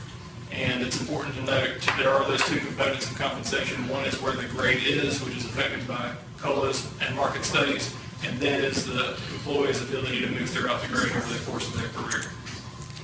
As a result, the vast majority of employees are clustered near the minimum of their grade regardless of their tenure with the county, which also creates challenges when you're trying to bring new hires on and offer them a competitive salary based on their experience. It creates substantial inequity issues. So what are we doing about it currently? In the recommended 2023 budget, it includes a 4% cost of living adjustment for employees. This amount we acknowledge would be substantial in almost any year. However, this year we are faced with 8.5% inflation. That also moves the grades by 2%. The recommended budget also includes funding for a compensation study that looks at the grades comparable to other jurisdictions in the market, looks at individual employees and where they are in their respective grades based on their experience. And this will really provide us with recommendations to address these issues going forward.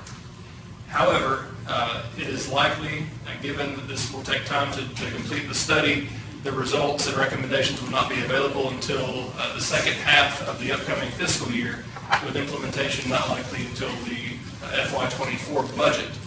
And then based on the enormity of this issue and the potential costs involved, it is likely that any solution will require a phased approach to funding. So what this means to me is that in order to stem the tide, to get us to a point where we study and are able to move forward in implementation, we need something more immediate that will encourage our existing employees to remain with the county and could stop the vacancy rate from increasing and hopefully reduce our turnover rate. So we will continue to seek and identify new and innovative strategies. However, there are a few ideas that we are looking at currently that I want to share briefly. Wait a second, we can go any further. You said that you were looking at other ways to keep the current employees that we have and also to bring in other employees. And so Dean went to this other steps that you're talking about doing.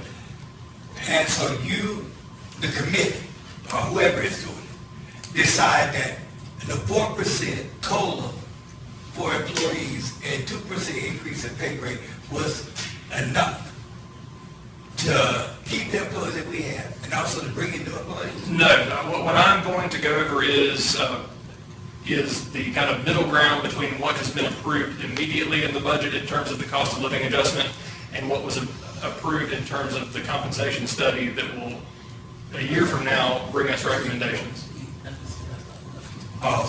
I'm noting kind of what is on the table, and then also I did want to briefly go over other things that we are looking at, because I want to stress we understand this is not a solely monetary solution to this problem. The work environment has changed dramatically, and there are things that we need to do to keep up with the way things are going. Go ahead. So in terms of the strategies that we're currently pursuing, in addition to what I'm about to recommend to you, we are looking at remote work environments that will allow departments and their employees to work remotely at least a portion of the week. This has also been spurred on by the increase in gas prices that we've seen over the last several months as well.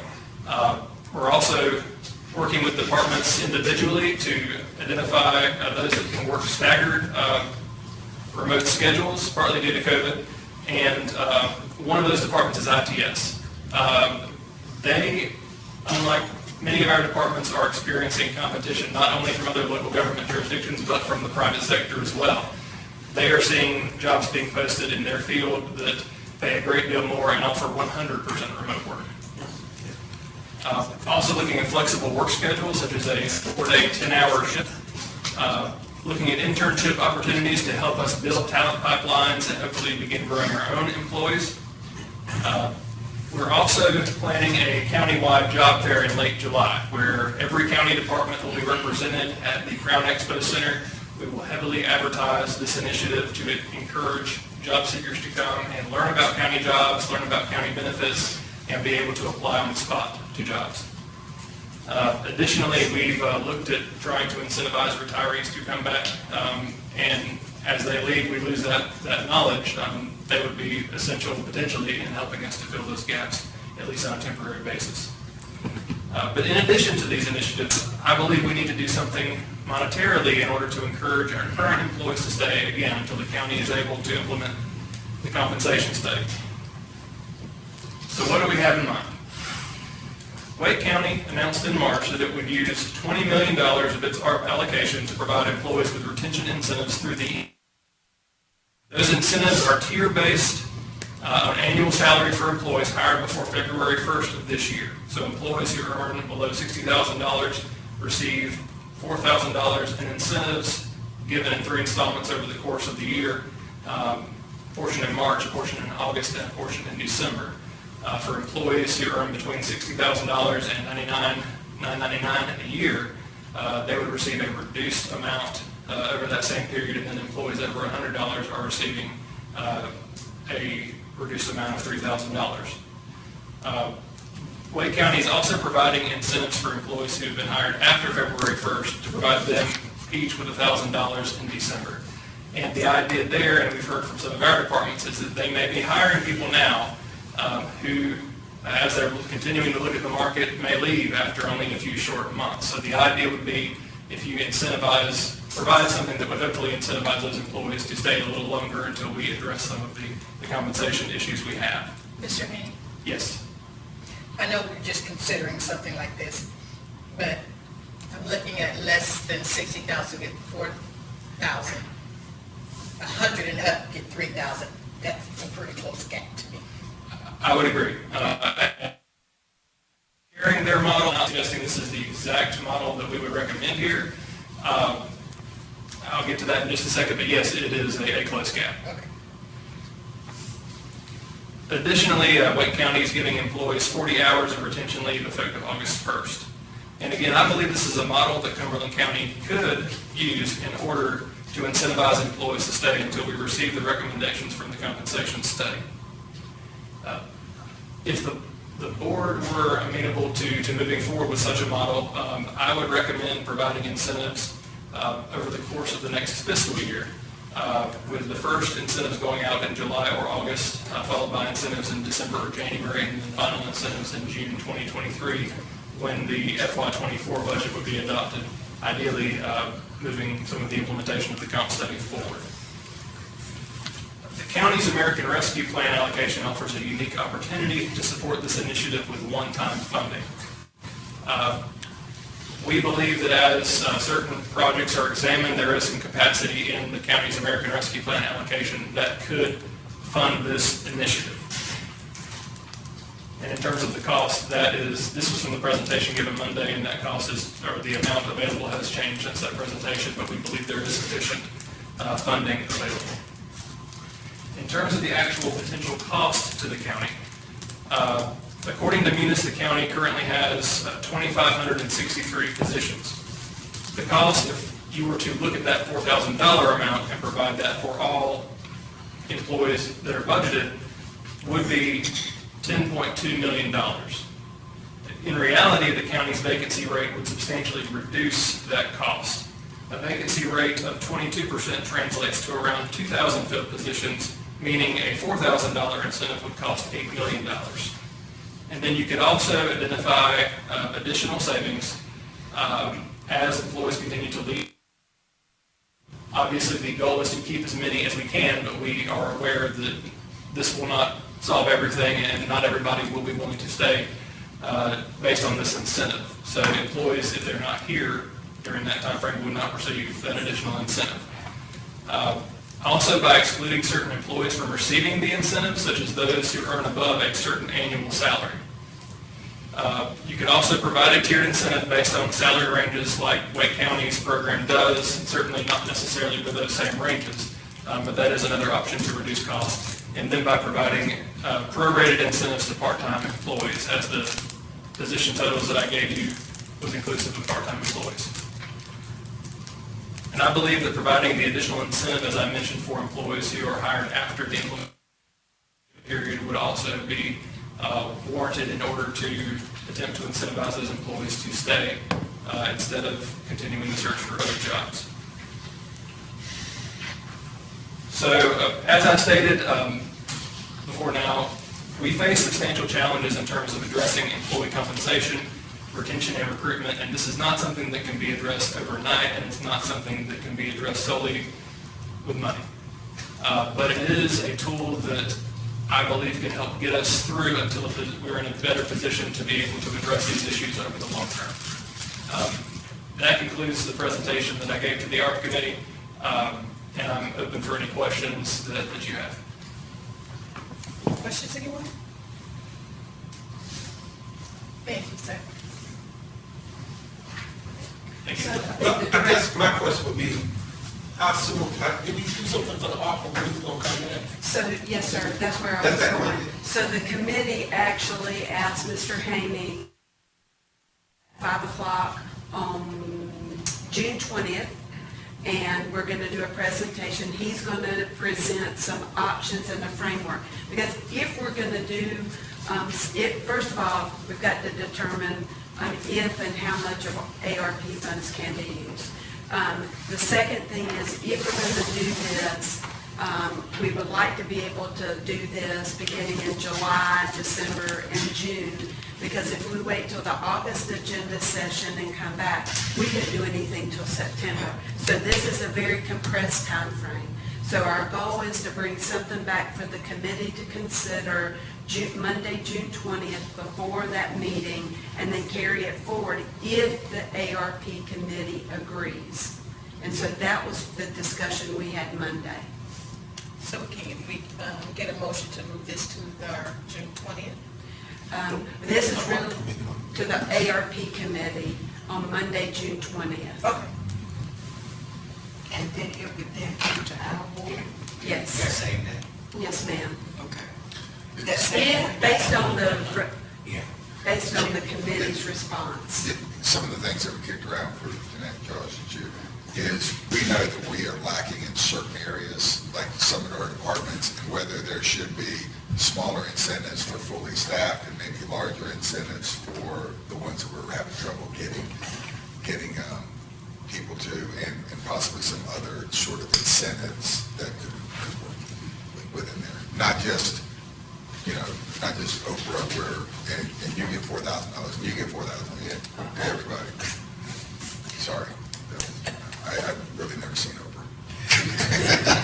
Commissioner, and I don't know if I said this on Monday, and somebody might have said it, but that I think some of our fully staffed departments may feel slighted just because they're fully staffed. I don't know if they'll continue to be fully staffed after we. I guarantee you our half-staffed feel slighted every day because they're double working. So, yeah, I mean, it's a hard decision. It's a hard decision to have to make. If it was easy, Brian would have made it himself. But that is true, and that's why we want to crunch the numbers, bring you that data, and bring you a number of options to help you make the best decision possible. And that could look into options such as what Commissioner Keith was talking about, with certain incentives for departments where there is more data identifiable need, but also based on salary and different things. But we want to have that information to help you see what that picture actually looks like. Sure. Okay, thank you. Madam Manager. Yes, and then the final item that was considered at the committee meeting was a resolution to seek to ask the city of Fayetteville to waive annexation. The ARP committee and the board approved $12 million to extend sewer into Shaw Heights. That resolution was actually uploaded in your agenda. I'll turn that over to Mr. Moorfield to go with the resolution. Can you go over why we have to do this? Yes, I will. I apologize. Let me set that to context. And so this item was brought forward at the city-county liaison meeting during the month of May. And we've been working with the Public Works Commission on extending the sewer. However, in the city's ordinance, they have a provision that annexation is a requirement for extension of sewer. This area is also an area with low income. The sewer bills are already going to be high because of low density. But if you add that additional burden of annexation and city taxes on top of it, we believe that that's going to be cost prohibitive for those residents. We, at that liaison committee, I believe what we heard was that the city was not going to waive annexation of that area for extension of sewer. And so boards speak in resolutions, and the ARP committee is seeking the board's full approval of this resolution seeking a waiver of annexation. Before we move on, Madam. I just wanted to clarify whether there was to be a motion made on Mr. Haney's Attorney Warfield? Yeah, the resolution is within your package. It's very straightforward. It basically just describes the Shaw Heights area and that the Board of Commissioners and it contains numerous dwellings or abandoned dwellings with failed or failing septic tank wastewater disposal systems. That's important for using the ARP funds. And I've been out there, it's correct. But the Commissioners wish to provide it, and the only way they can really provide it is if it is connected to the existing public system of the City of Fayetteville. And the City of Fayetteville has a policy requiring the extension of sewer only into areas which have petitioned for voluntary annexation. The Board of Commissioners wishes to do this using American Rescue funds, fiscal recovery funds. And so the project must be designed and under contract by December 31st, 2024.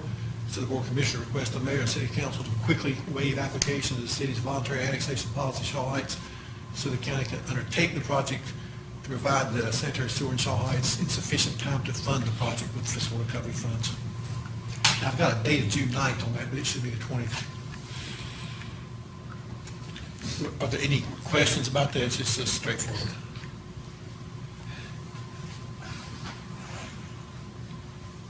I don't have any questions.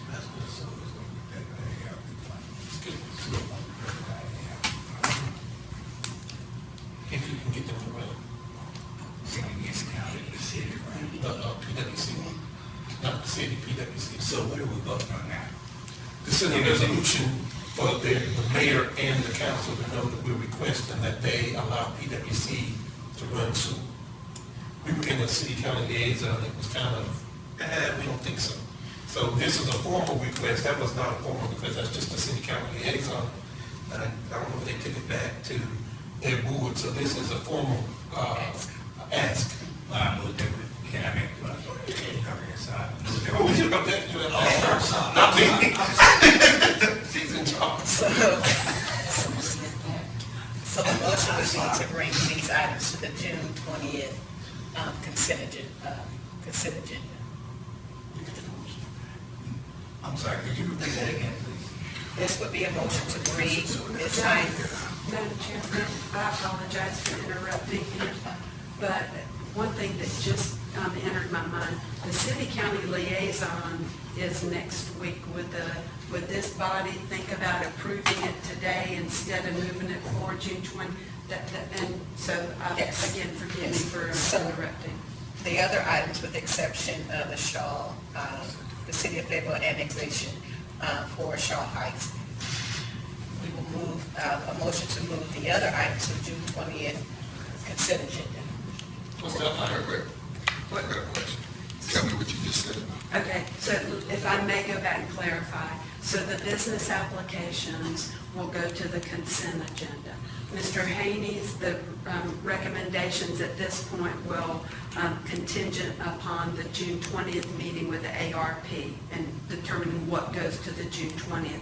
I've made a suggestion that the board go ahead and approve the resolution today because there's a city-county liaison meeting next Wednesday where the resolution could be presented and discussed. Were you looking for an actual approval today? No, I'm okay with, I didn't want to go to the liaison with, and then go to us later for approval. Okay. No, if we're going to actually do an approval today, I'm fine, great. And I think even if we approve it today, it's consented, but to bring it up and, Exactly. I think we need to go ahead and mill it off and then we can There's bring more it up. strength if it's approved though. That's right. Now, Okay, so I'm sure besides, yeah, that's my motion to move that we do the resolution, send it to the city for approval for sewer.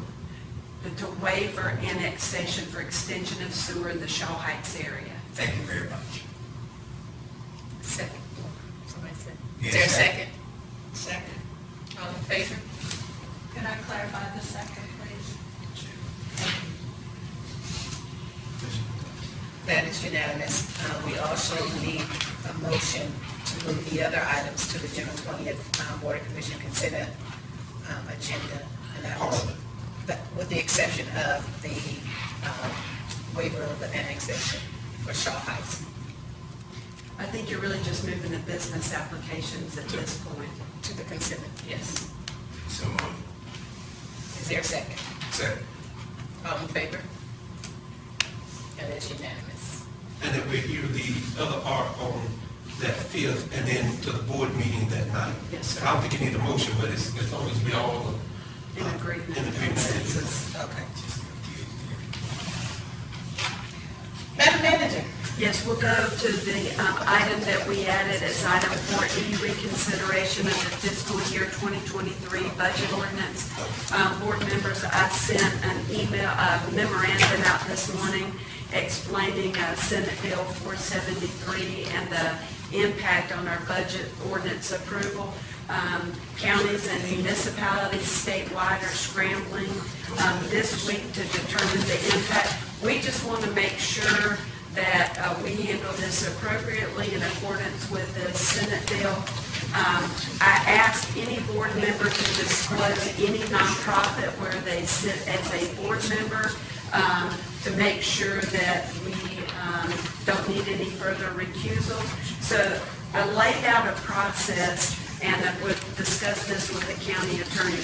And our recommendation is this, that you rescind the action, the one action that was taken on Monday evening to approve the budget ordinance. 2, that you approve the budget ordinance that's just been placed before you. So let me tell you what's different about this budget ordinance. This budget ordinance, it only removes the one agency that we believe that there may be a conflict with, because Chairman Adams sits on a board, the Action Pathways, doing business at Second Harvest Food Bank. That agency. And I sit on that board as a product of this board, because this is the board that sent me to that board. That's absolutely So that that's in the, And I don't know that, because we've had this going on, if it's an entity created by a local government, this doesn't apply. Actually, Action Pathways is the successor to Cumberland County Community Action Program from back in the 60s. And that, it looks like it was created by the Board of Commissioners, because commissioners of the city appointed initial directors, but I can't find any action directing that it be done in the minutes. But I think it really is that. But if you were appointed, or were you appointed that by the Board of Commissioners? Board of Commissioners. Then it's not an issue. It's not an issue. I'm appointed to the Action Pathways Board by virtue of this board. It's one of the boards that we do. Okay. We sent, yes, ma'am. Is that the chairman appointment or a full No, board? It wouldn't matter. It's a chairman appointment, but it's through this board. You know what, it doesn't really matter to me, because I can recuse myself from that. I mean, just to be on the safe side, that's not a problem. I just want 40 But, questions. so that you don't have any issue with it, and Madam Finance Director doesn't have any issues to come back. So, Let me make it clear, I'll make clear to the Commissioner, Chairman asked me about this at the work session, when y'all were talking about moving some money around this, and in the context of what it was then, it clearly wasn't, and I should have thought about it in the budget. It's quite all right. It's just as easy to rescind and redo it, to make it clean, clear, and across the board. I'm only going to bring up, Madam Chair, I'm only going to bring up that Commissioner Brooks voted on the budget, and he's not here today. This came in, and you're kind of taking away his right to do this, but. Well, you gotta take away my right when I want him. That was scheduled. This came out today. Yes. This was a 3-hour notice. Well, and the thing about it, this is today's notice that I'm here, and I can already, I ain't able to, what's the difference? Charles, if you don't see the difference, I can't explain it. I can't understand it for you. I cannot understand it for you. But you had somebody that was here during the budget said, whatever. Charles, you just want to be argumentative about it, I can't understand it. It just doesn't make sense. I wasn't even talking to you, I was talking about Commissioner Booth's situation.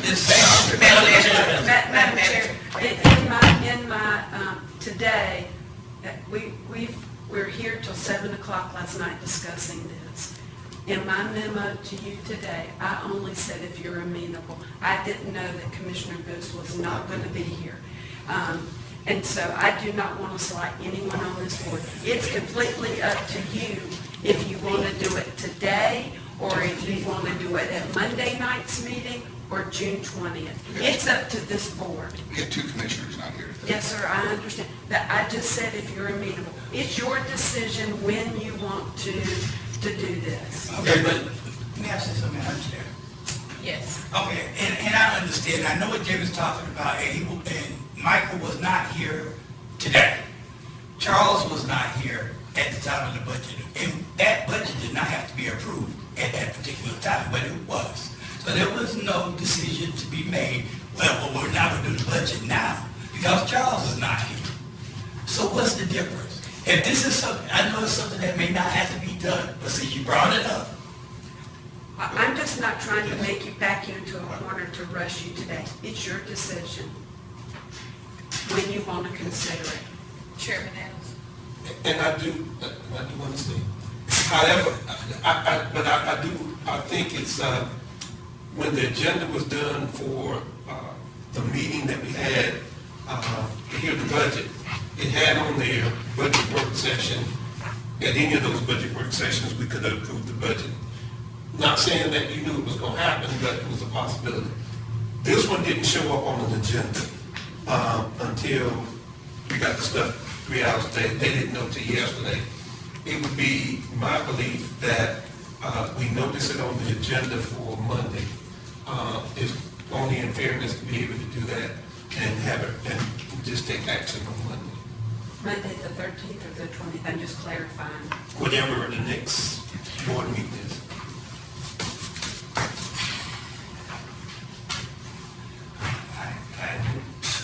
I think that's just, I do think that that's the, with Commissioner Lancaster not here, Commissioner Booth's not here. okay, well, I understand what you're saying, and I'm gonna say that I'm done with it. I'm not gonna go into it no more. Yes, on the agenda, it talked about the budget, but we did not say then that it was gonna be finalized, that we had another option, we had another day to go to it. When I made my travel arrangements, none of the budget stuff was on there. None. That's beside the point. What I'm telling you is that none of it was on there.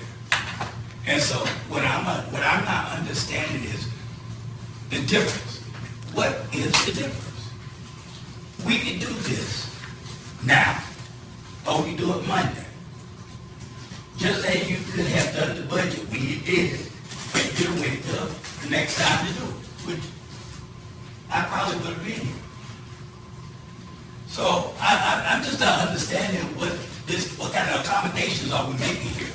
And apparently it's important because you wouldn't have brought it to us if it was not important. We passed a budget the other night. We passed a budget.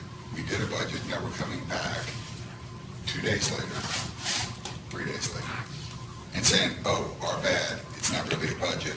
We want to pass it again with two of the people that voted on the budget not being here.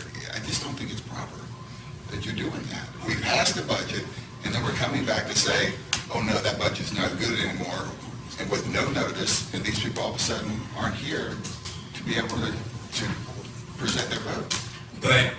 But I don't think it meant a hill of beans, because if it meant something that they weren't here, I don't think it would have been presented to us today. Madam Chair, I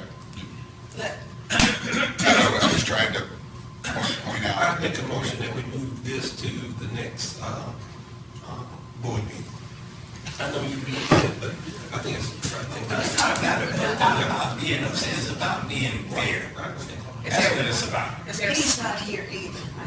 Okay, but we're not talking about that. Is there a second? Could I clarify next board meeting?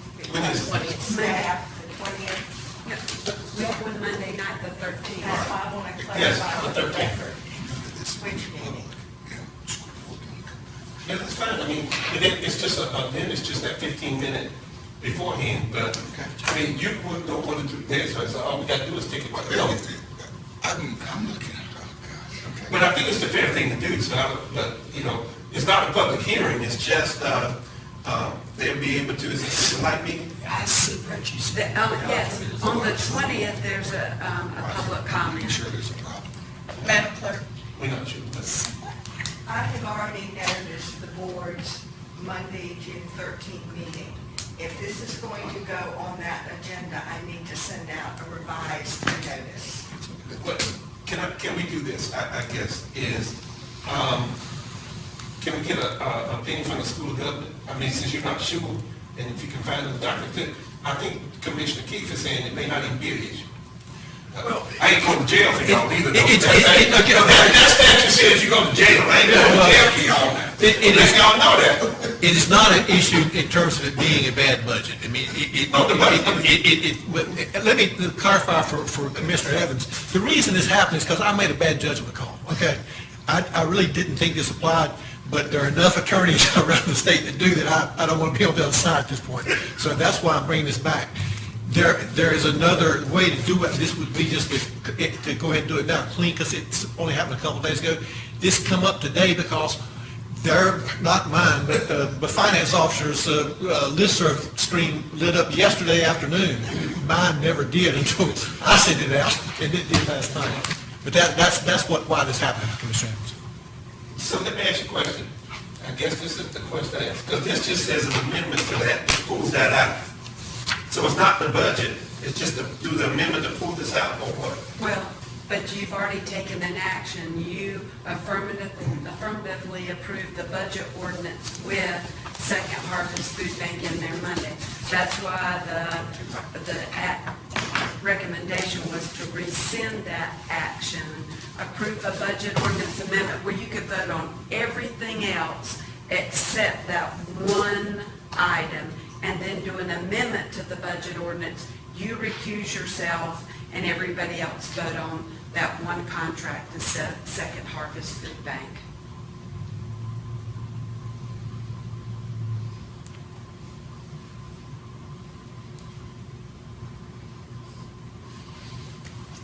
All right, You got a motion and a second on the floor. could I have the motion restated, please? It was the motion to move this to the June 13th meeting. Do we have any? We have the new consultants on the 13th now. Creature Associates. Yes, we took a budget meeting and turned it into a meeting where Creech and Associates will present their findings Is about that the an space. open meeting? Yeah, it's been advertised. It's a special meeting, but all she will have to do is add reconsideration of budget, and it would be valid to do it then. And So move it to the, then my motion move it to the June 13th. That's the craziest thing I've ever seen in my life. Is there a second? I think Commissioner Council said. All in favor? Second. Voting in favor, Commissioners Council, Stewart, Adams, and Keefe. Voting in opposition, Commissioner Evans.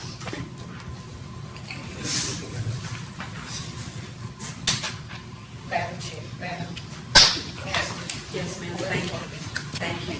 I don't want to be the chair. And so, under other items, we have item A, and it's the chairman's community alignment meeting.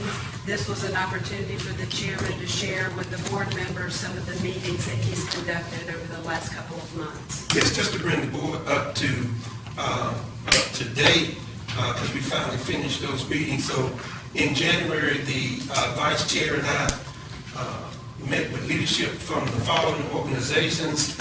We met with Cape Valley Health Center System, City of Fayetteville, Cumberland County Board of Education, the Fayetteville Area Convention and Visitors Bureau, Fayetteville Cumberland County Economic Development Corporation, Fayetteville Public Works Commission, Fayetteville State University, Fayetteville Technical Community College, Fort Bragg, Greater Fayetteville Chamber of Commerce, Methodist University, Piedmont Natural Gas, and the TDA, and the CVB. I think we did the CVB too. The thing that we were hoping to do is that if everybody remembers, a ton of money came back to this community from the state delegation. The city had op funds, the county had op funds, the Board of Education had PERC funds plus op funds. And so one of the things was, as we went into this, there's a couple of things to try to get out of this.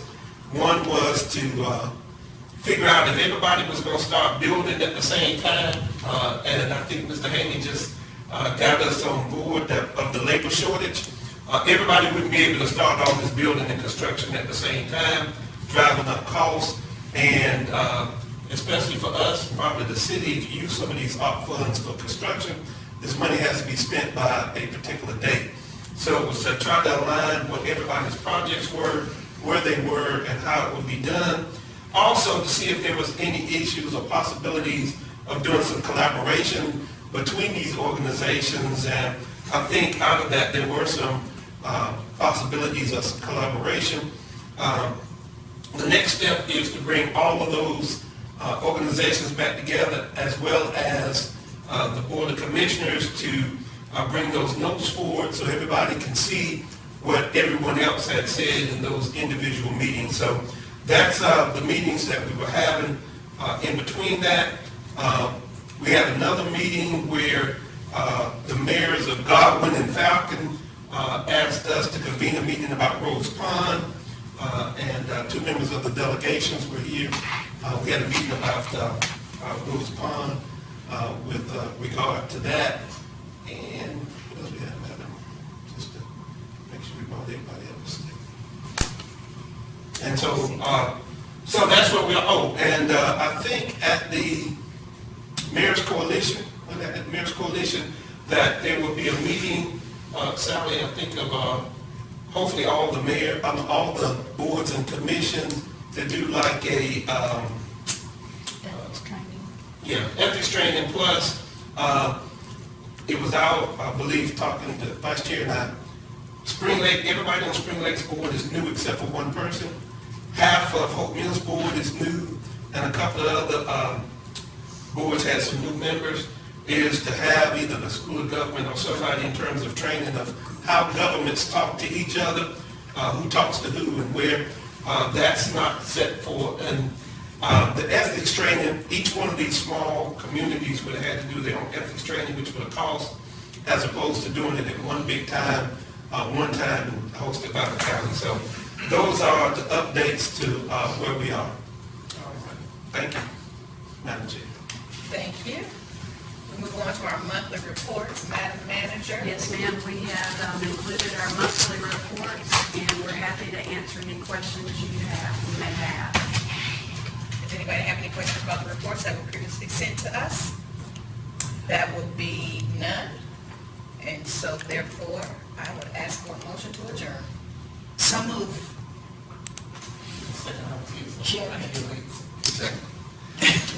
All in favor? Voting in favor? You want to say?